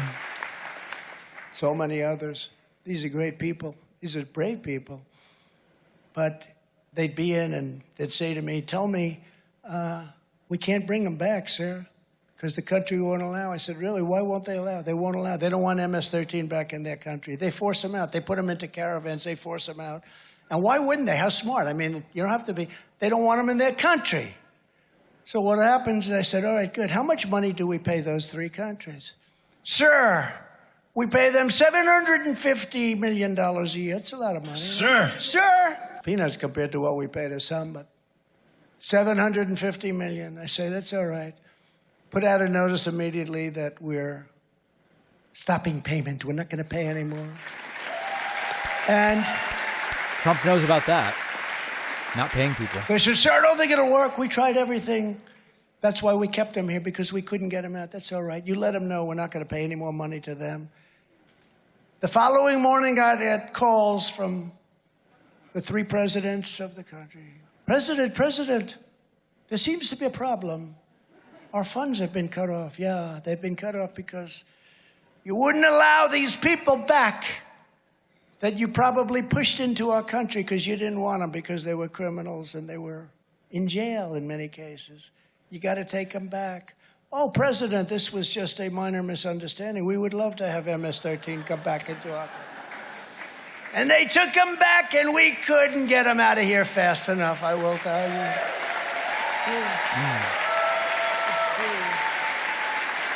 That's true, Carrie. Carrie will do it. Carrie's going to stop them at the border. There's nobody coming in. Arizona, that'll be a safe place again. This guy Kelly, by the way, he's done nothing. He's done nothing. Blake Masters is going to do a fantastic job, Carrie. Kelly's got nothing going. He should probably wrap up the speech. Excuse me. Also need a record increase in the number of ICE officers and Border Patrol officers to resume the enforcement of our immigration. Excuse me. He should probably wrap up the speech, given that the crowd is dead 98% of the time. Illegal aliens out of our country. In addition, we should pass much tougher penalties for repeat immigration violators, of which there are many. If you're a foreign national who repeatedly tramples upon the laws of our nation, you should be looking at spending a long time in jail. We can't do it anymore. We can't do it. We're like it's kind of weird to propose so many different things when you're not even a candidate for anything, nor on any ballot upcoming. We secure the border. Another key priority for the next Congress and the next president will be to drain the swamp once and for all. There's an idea.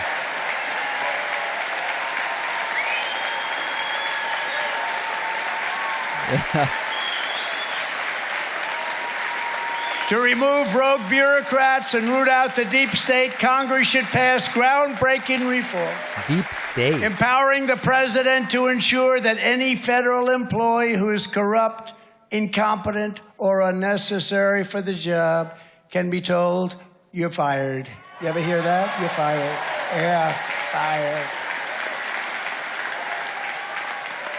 Our current appeals process to remove these bureaucrats, people that can really be bad, they can even be thieves. You can catch them stealing large sums of money. You have to go through a 3-stage appeals process, which takes on average 5 years per stage. 15 years, you'll be gone. You'll be out of office by that time. In other words, to fire someone who is doing a bad job if the government wins will take more than a decade under the current system.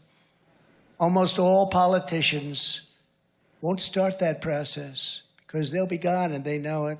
You know, a lot of politicians, they go to Washington, they're all set, and then they get caught up with people that say, hey, I'll be here a hell of a lot longer than you will. And the politician just goes about having nice dinners. We can't do it anymore. We got to run this country properly. If only Trump had had an opportunity to prove to us that he would do all these things. In Washington, D.C. And we did a lot of it, but nobody knew the deep state was that deep. It's fully conspiracy. It's openly conspiratorial now. This is like InfoWars with this deep state stuff. also need to take power back from the left-wing lunatics who are indoctrinating our youth. Uh-oh. Here we go. We have to finally and completely smash the radical left's corrupt education establishment.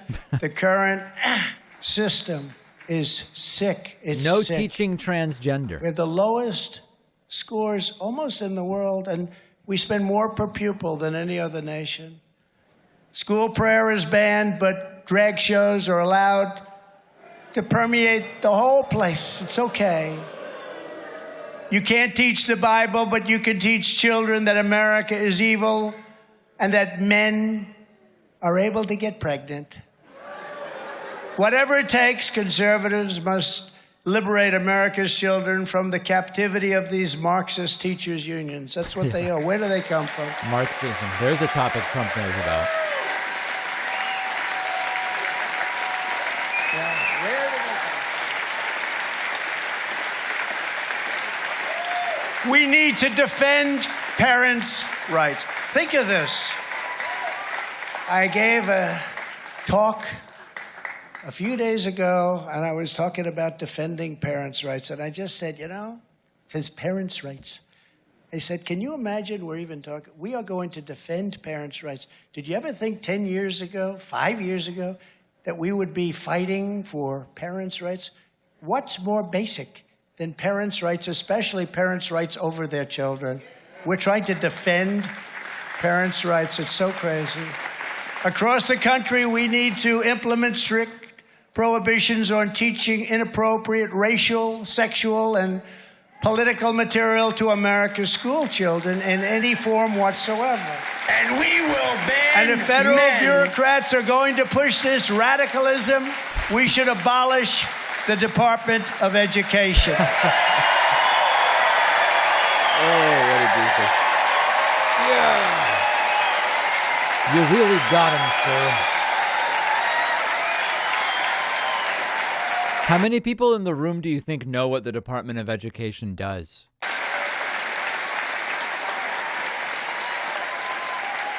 And we will keep men out of women's sports.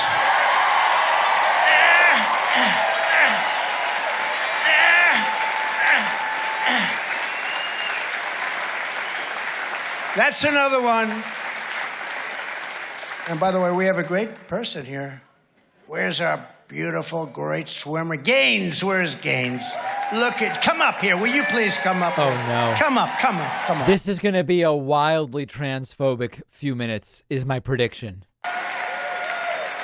And she was beating everybody, and then one day she looked over and said, that's the largest human being I've ever seen. Come here. Buckle up, everybody. Come on up.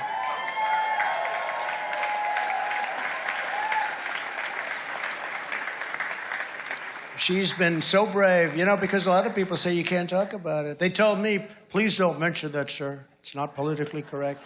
And I did. About 3 weeks ago, the place went crazy. It was the largest applause I've ever heard. Trump was shocked by how transphobic his own supporters are. He's like, I had no idea they were this transphobic.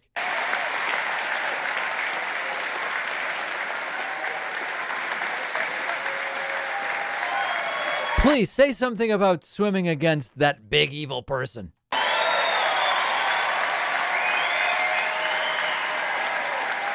Basically, all I want to say is that it takes a brain and common sense and 5th grade biology level understanding to realize that this is blatantly unfair. It's completely obvious, and so I spoke earlier today and I said a lot, so I'll keep it short, and I'm just going to say, keep female sports female.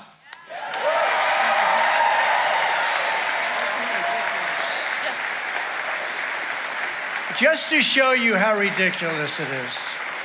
Is Trump getting handsy with her? I'm much bigger and much stronger than her. There's no way she could beat me in swimming. Do we all agree? Thank you.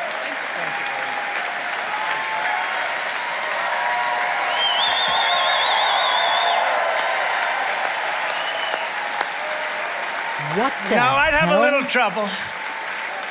It wouldn't be pretty. I wouldn't invite too many friends to that one, but But how ridiculous is it, really? Oh, it's ridiculous. How ridiculous is it? The weightlifters, they're lifting numbers, they're breaking the records by hundreds of pounds. It's ridiculous. And no teacher should ever be allowed to teach transgender to our children without parental consent. Does anyone know what it means to teach transgender? Could anybody explain that to me? We need to get critical race theory and left-wing gender ideology out of our military. I had it out. The world is too dangerous for America's armed forces to be politically correct. You look at what's happening with China and Russia, but you look at those rockets going up one after another, and we don't want to be politically correct with our military. We got to be tough. Can you imagine George Patton? You know, he had a very strong temper. He was a very violent man, actually, great general, violent guy. And he'd walk in and he'd be screaming at people. They'd throw him out of the military today because he wasn't nice. Now, we have to get back to running things. You know, I had it totally out of the military. I had it out of government through executive order. And you couldn't get the Democrats to go along with it, but it didn't matter. I had it totally out. One of the first things they signed back in was that nonsense, and we can't let that happen. They signed it in. We have to take back over. We have to take over government. We have to run it like it's supposed to be run. We must also win the battle to restore free speech in America. Republicans across... These people have all lost their speech rights. Going after the new censorship regime. It's censorship. It's worse than it's ever been. I've never seen anything. It used to be, even 10 years ago, because I was always very active with different things, and I'd fight the media. I'd say something dead fair. You know, you go back and forth, and you win, you lose. You like to win, but you win, you lose. Today, they don't even talk about it. If you have anything to do with the election, they don't want to talk about it. If you have anything to do with certain things, they won't even talk about it. They don't want to debate it. January 6th never brings up the election, which is the reason all of those people were there. They don't want to talk about it. They don't want to look at the corruption that took place in Arizona and all of the states. You saw in Wisconsin. I was in Wisconsin, and it was an incredible group of people. But the nursing homes, traditionally, very few people vote. This is where Trump claims that part of the fraud is that a nursing home voted 100% for Biden or something. And you know how they found out? Because the children of elderly people in the nursing homes were so angry. My father did not vote. He's comatose. He's been sick. He's ready to die. He'll be dead very soon. He didn't vote. Daughters, sons, they were very angry about it. That's how it started. They have Justice Gableman. He came out with a scathing report about how crooked the election was. We should expose exactly what they're doing, what they're hiding, who they're silencing, and who is funding it all, and who is coordinating it. Go out, sign up now, by the way, for Truth Social. It's really great. It's given us a voice. It's giving us our voice back. The list of urgent tasks for the next Congress and the next president is endless, and we do not have to wait. We have to move quickly. We don't have time to wait. Our country is being shot. It's being destroyed. It's something we have to do for the future. The future of our country is at stake. We don't have time to wait years and years. We won't have a country left. What I used to say about Venezuela is true. We have to save the economy, defeat the Biden-Pelosi-Schumer tax hike, which is happening right now tonight. It's non-existent. Maybe it's already approved. It's non-existent. And I do believe that Manchin and Sinema will pay a big price for it. But think of it. This is the only group. They want to do the biggest tax hike in history for Green New Deal stuff. And they're just destroying us when everyone's doing so poorly, on top of the gasoline, on top of the bacon, which is quadrupled. And stop the out-of-control inflation that is crushing American workers and families. It's crushing. Never seen anything like it. To bring down energy prices, we have to abolish the Green New Deal. We don't have it. It's a fake. It's a fake. It's a To bring energy prices back down to where they were, we have to abolish something we don't have. decades in my administration, and yet we were producing more energy, more oil, more everything than we've ever done before. Instead of begging for oil from Iran and Venezuela and other distant foreign nations, we should be pumping it from Pennsylvania, North Dakota, Louisiana, and if you don't mind, Texas, if you don't mind.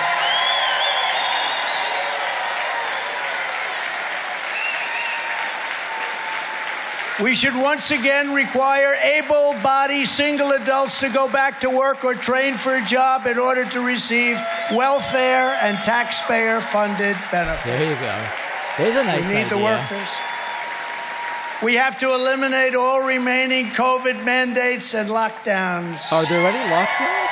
And we have to rehire every patriot who was fired from the military with an apology. And we have to... Is anybody locked down right now? We have to restore America first. We have to go... He's been going about 75, 80 minutes so far. Foreign policy. We have to be America first. Right now, we are truly America last. We are America last. Focus squarely on our national interests, and we have to keep the United States out of these ridiculous, endless foreign wars where they don't even want us. To build on my historically successful trade policies, we need to increase the president's tariff power, and we need to make my China tariffs permanent. We took in billions and billions, hundreds of billions of dollars. No president has taken in 10 cents, not 10 cents. China doesn't like me too much. We need to hold on to our dignity and need to... Too late. Hold China accountable for the unleashing of the virus upon the world. $50 trillion of damage to the world. Not us, to the world. And we need to rapidly reduce our dependence on China and other foreign nations by bringing our supply chains, factories, and critical industries back home where they belong, like it used to be. Back to the future, you know? Back to the future. All right, what do you guys think? Will he go more than 10 minutes from now or fewer than 10 minutes from now in the speech remaining? That now they're sending it all back to other nations to make for us and to make a tremendous amount of money. We have to protect our totally under siege Second Amendment. It is under siege. And restore the ancient and sacred right to self-defense. I'm sorry. It's an ancient right. One thing you know, they take away your guns. They're not taking away the guns of the bad guy, are they? They're not going to take away the guns of the bad guy. None of them are giving up their guns. We have to defend our cherished Constitution and uphold our heritage as a society built and sustained by Judeo-Christian values. Remember, they mean Christian values. They throw in the Judeo to make themselves not sound like the Christian nationalists that they are. America, one standard of justice. So unfair what's going on. The weaponization of law enforcement for political purposes must end. It must end immediately. There is massive prosecutorial misconduct going on right now all over our country, the likes of which has never been seen before. They've never seen anything like what's going on right now. Look at all the people who are in prison or whose lives have been destroyed on January 6th, destroyed. By their own doing. A protest over a rigged and stolen election that nobody wants to look at, while others are allowed to burn down cities and violently and viciously kill people and nothing happens to them. How about that? Prior to January 6th, I recommend it strongly. We mentioned it briefly before, but I have to say it again, that the National Guard or troops be brought in, but it was turned down by the D.C. mayor and Nancy Pelosi. There is no evidence that he made any such request. No evidence. It appears to be completely made up. Correct statement, Cash and Rick and everybody. They were all there. Thank you. They were all there. Nobody wants to talk about it. They never bring it up. It's not that they don't. You know what else they don't want to talk about? How about that phony story? I'm sitting in the back of the beast. I wasn't sure if I should be honored because I felt very strong. And I had these two big, strong Secret Service guys. And one guy could lift 350 pounds, no problem. And I said, take me to the Capitol. No, sir, can't do it. So I grabbed the steering wheel to commandeer the plane. And he rebuffed me, she said. He rebuffed. Interesting word. He rebuffed me, yeah, like this. He rebuffed me. So my hands fell around another powerful guy, strong as hell. I know these people. These are very strong people. It's just not my deal. And I started to choke him. I felt, when the story came out. Remember, she never said anything about choke. Some people said, I never knew you were that strong physically. And then they said I started throwing food all over the White House. No, I have too much respect for the White House. But that somebody could sort of believe, that you could. But to think that I'm going to be jumping into the seat, grabbing a wheel, being rebuffed, grabbing this big... I'm more convinced than ever the story is true after watching the last 3 minutes. Oh, boy, oh, boy, oh, boy. Well, we have to put... And guess what? The Secret Service put out an announcement, which they never do, put out an announcement that it never happened, which everyone knew anyway. They were invited to testify under oath, which they said they were willing to do, and then nobody from the Secret Service showed up to do it. Because they don't want to hear that. And I still see the Times writing about it like it's something that happened. They don't want that. They haven't called anybody from the Secret Service to put them on the stand. It's a disgrace what's going on. It's a one-sided witch hunt that continues and continues.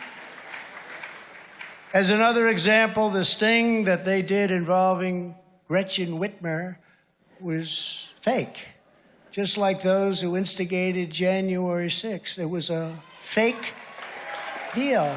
Fake. It was a fake. How many conspiracy theories has Trump outlined today?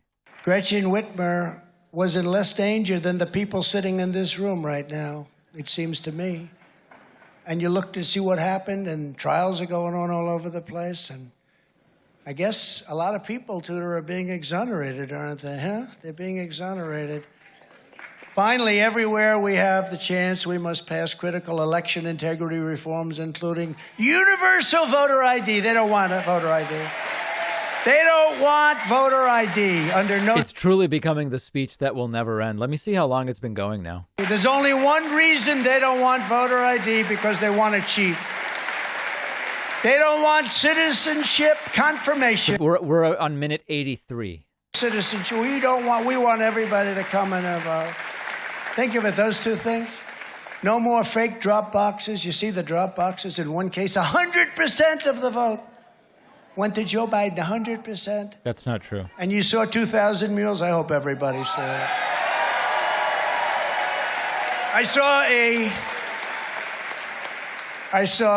I looked at this movie, then I saw somebody being interviewed by Fox, unfortunately. Somebody named Sandra Smith. And they talked about this whole scam. Don't forget, the cameras have them, and these are government cameras. Some of them were discarded by people illegally, but these are government cameras. The government, and they talked about it. Well, they saw it. They saw the stuffing. They saw everything, looking up for the cameras, the way they came in. They have it perfectly on tape. And she looks and she goes, oh, that was debunked. It wasn't debunked. How did they debunk it, Mike? They didn't debunk it. There was no debunking. It was debunked. So what's debunked? They have it on camera. It's bunk.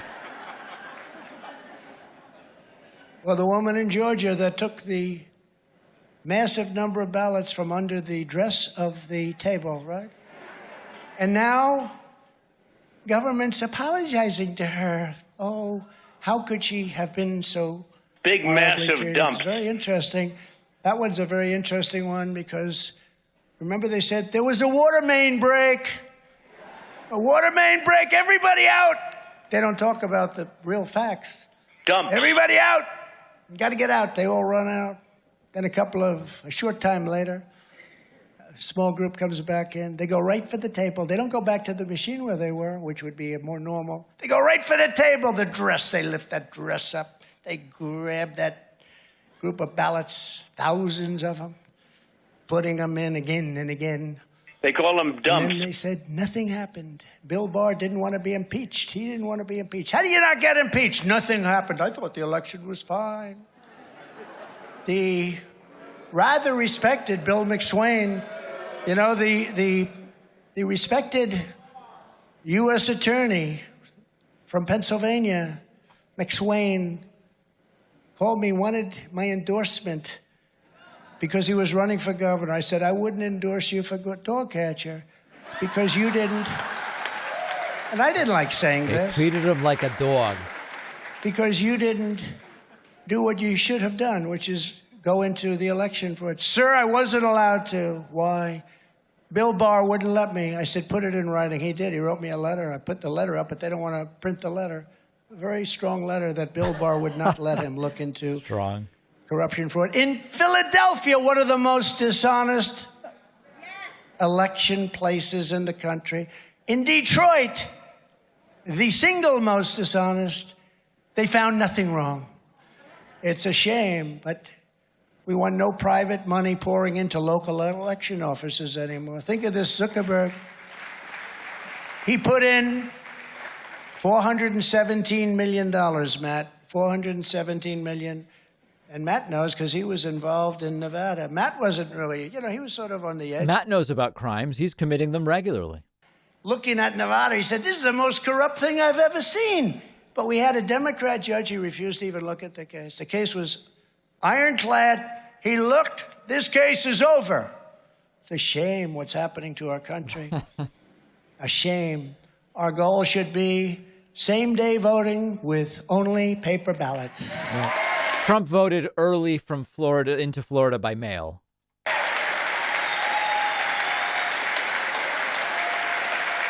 Only paper. You know, France just had, France, which is a pretty big country, just had 55 million people vote, all paper ballots, all same-day voting.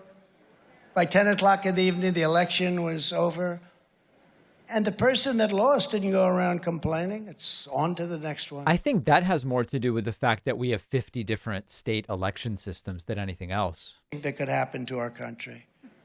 Because we have to have honest elections, or we have to have borders, or we don't have a country. And if we do all this, if we stop the crime, secure the border, save the economy, defend our culture, and take back our democracy, then America First conservatives will be rewarded with a governing majority that will transform American politics forever. We're at such an important point.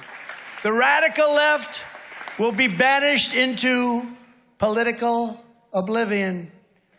We will save our freedom, we will save our children, and we will save our country.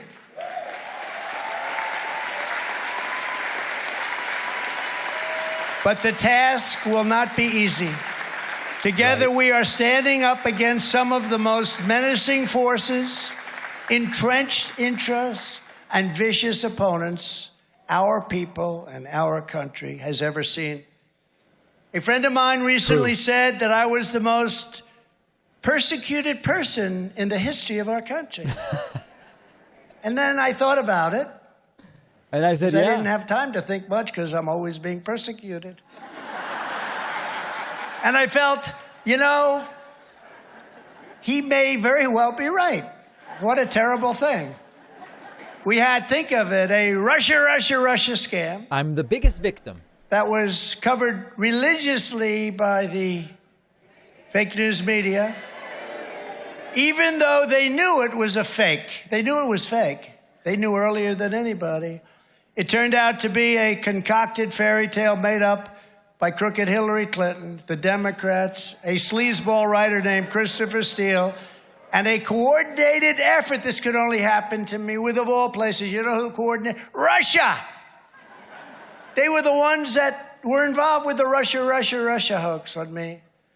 Then I had impeachment hoax number 1, impeachment hoax number 2, the Mueller investigation resulting in a verdict after 2 years of no collusion with Russia. You know, during the very early part when I came down the escalator with our great First Lady, who, by the way, is very popular. They love our First Lady. I don't know that this speech will ever end. But when I came down the escalator, it started early on. Young people would come up. You might have heard this story. I've told it a couple of times, not much. But young campaign were, sir, it's such an honor to meet you, sir. Oh, Sir. someday Sir. I want to be president. Sir, can I ask you one question? Yes. Do you have anything to do with Russia?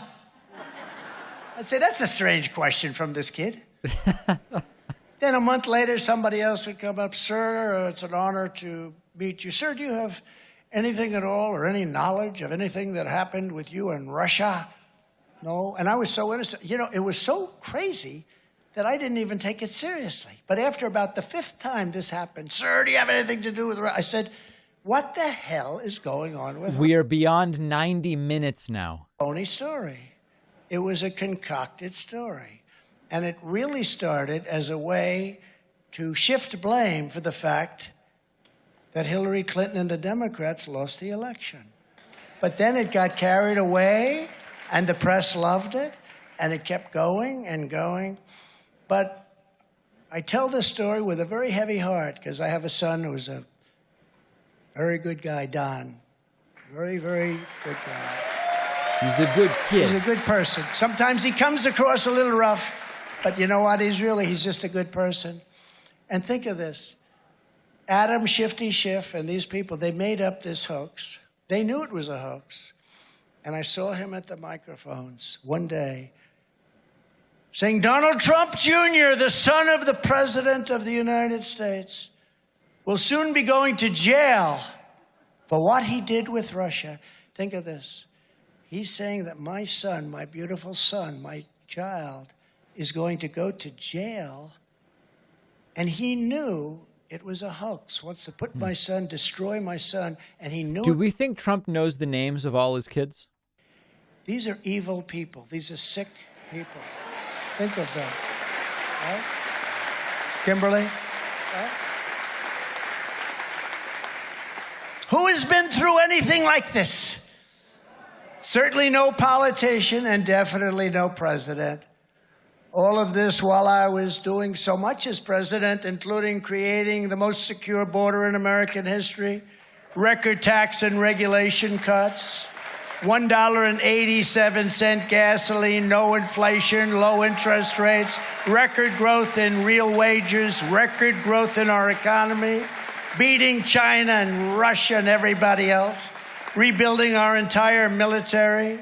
Rebuilt our entire military. You know, our military was falling to pieces. We had no bullets. We have jet fighters that were 44 years old. Cupboards You've heard the were story bare. where the grandfather flew them, then the father, then Had the nothing. son. The historic Abraham Accords bringing peace to the Middle East. Jerusalem and Israel, much, much more. And now we have the January 6th Unselect Committee of Political Hacks and Thugs, like Schiff. Think of that, though. Think about that. How would you like to be a father and watch this guy? Not a stupid man. He's a psycho, but he's not as stupid. And he does have an oddly shaped head. It's shaped like a watermelon. Right? Water. No, he's a psycho. And he acts like so sanctimonious. Surrounded by water. Ladies and gentlemen, I'm sorry to report Donald Jr. will be in jail for what he's done. And he knew it was a hoax. What they do to destroy lives, and they're destroying the lives of many other people right now with that same thing and that same sickness and thinking.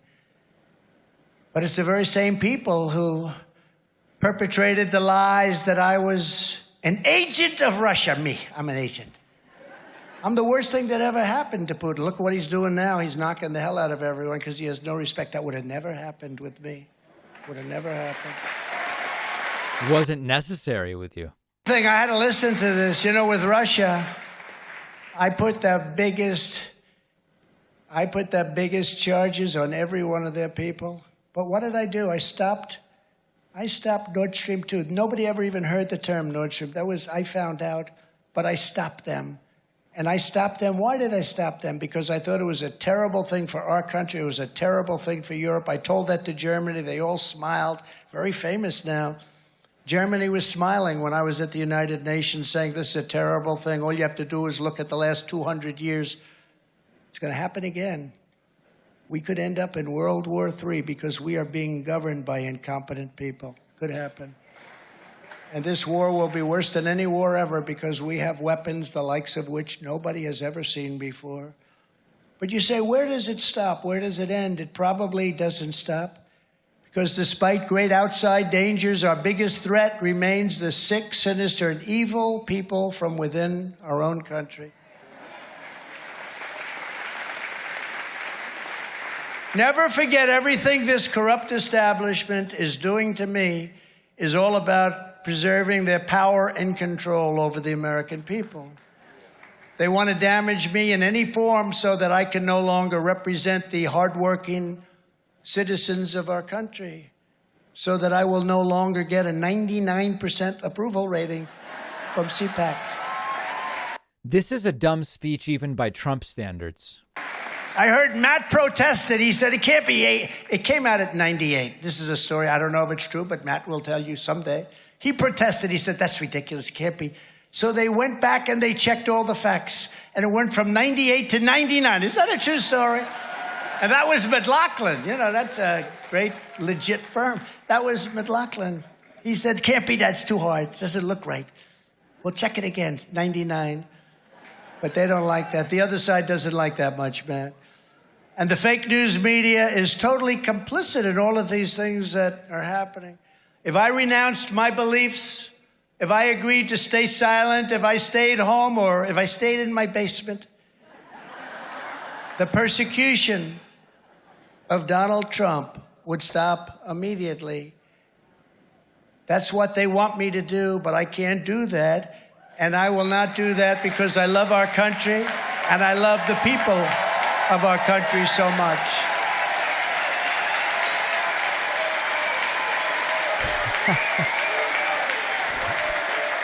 Thank you. I'm not doing this for me because I had a very good and luxurious life. You know that, Kerry. I had a very luxurious life. What the hell did I do? I got a racist attorney general in New York that's been after me for years. She campaigned on the fact, I will get Donald Trump. She doesn't know anything about me. I will get him. Terrible people. These are terrible people. I built a great company. Now they're finding out this was a great company. Great company. Actually better than they thought. Much better. But I do it for you, and it's my honor to do it. It's my great honor to do it. Because if I don't, our nation is doomed to become another Venezuela or become another Soviet Union, which is where we're headed. What a martyr. Or become a very large-scale version of Cuba, where all is lost and there is no hope.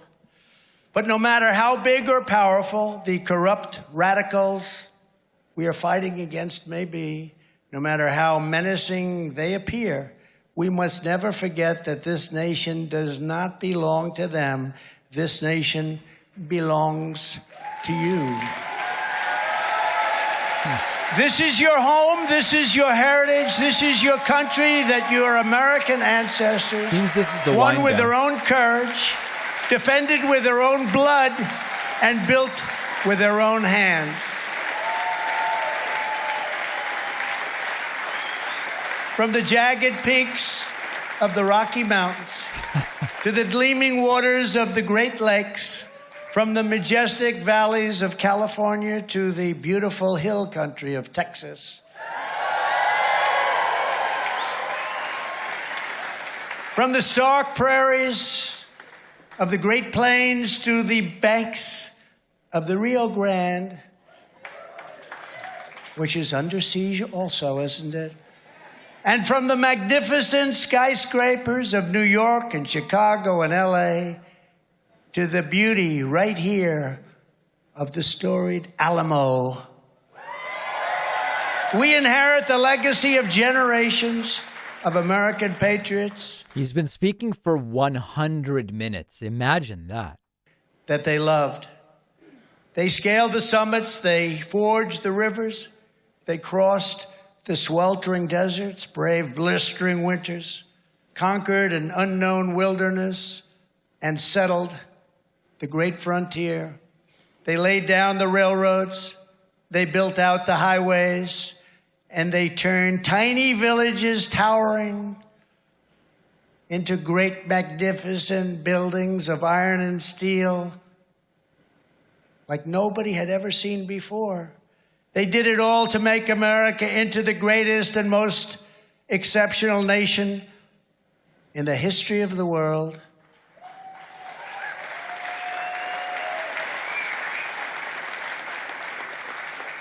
But now we are a nation in decline. We are a failing nation. We are a nation that is hurting very, very badly. We are a nation that has the highest inflation in over 40 years, and where the stock market just finished the worst first half of the year since 1872. Up like 11% in the last 5 weeks. Nation that has the highest energy cost in its history. We are no longer energy independent or energy dominant as we were just 2 short years ago. We are a nation that is begging Venezuela, Saudi Arabia, and many others for oil. Please, please, please help us, Joe Biden says. And yet we have more liquid gold right under our feet than any other country in the world. We are a nation that is consumed by the radical left's Green New Deal, yet everyone knows that the Green New Deal will lead to our destruction. We're a nation that surrendered in Afghanistan, leaving behind dead soldiers, American citizens, and $85 billion worth of the finest military equipment in the world. And we are a nation that allowed Russia to devastate a country, Ukraine, killing hundreds of thousands of people. And it will only get worse. It would never have happened with me as your commander-in-chief. And for 4 long years, it didn't. And China with Taiwan is next. Would also never have happened. We are a nation that has weaponized its law enforcement like never before against the opposing political party. We are a nation that no longer has a free press. At this point, I'm genuinely curious how long he can go.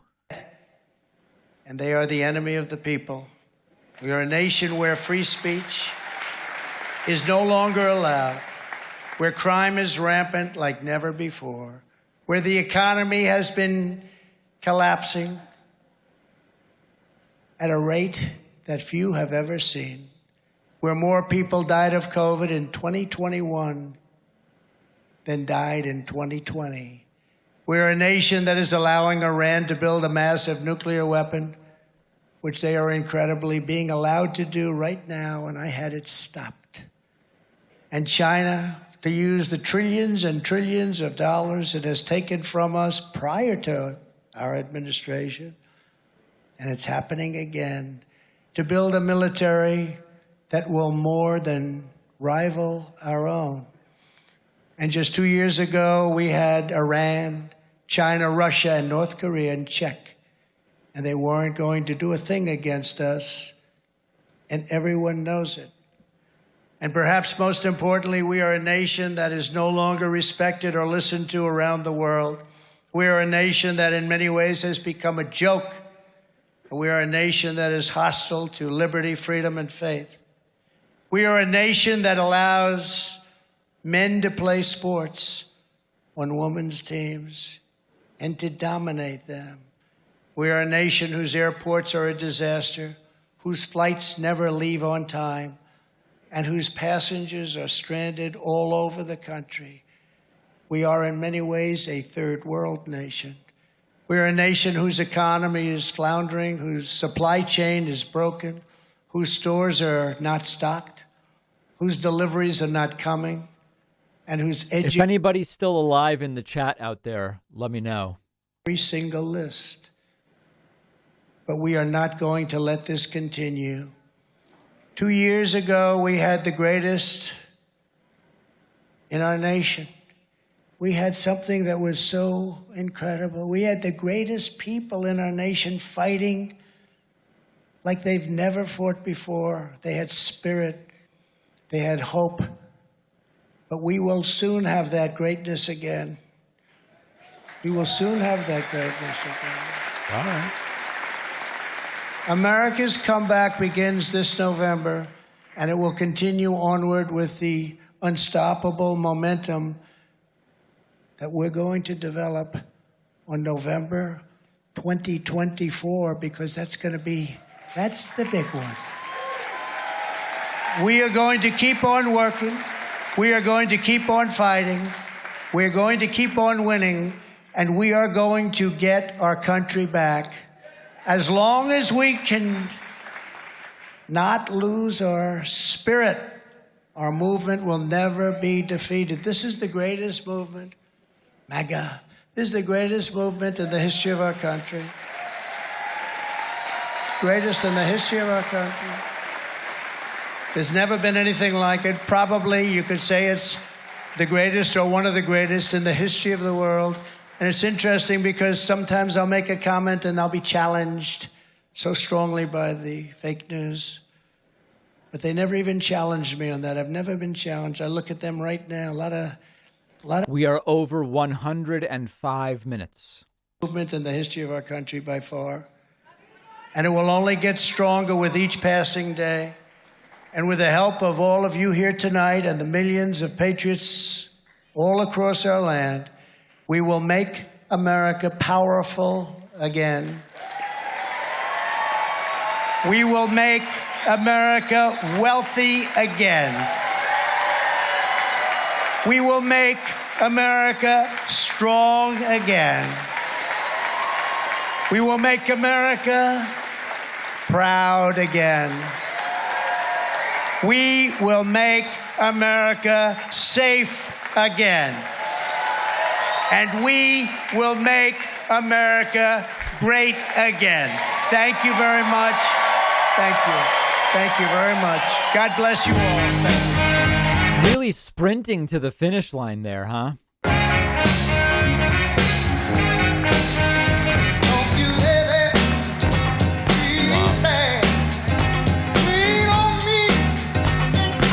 Well, an exhausting and meandering speech from Donald Trump, hitting most of the highlights, the overtly transphobic portion of the speech, the dictatorial part of the speech, the humiliating part of the speech. I mean, really hitting all of it.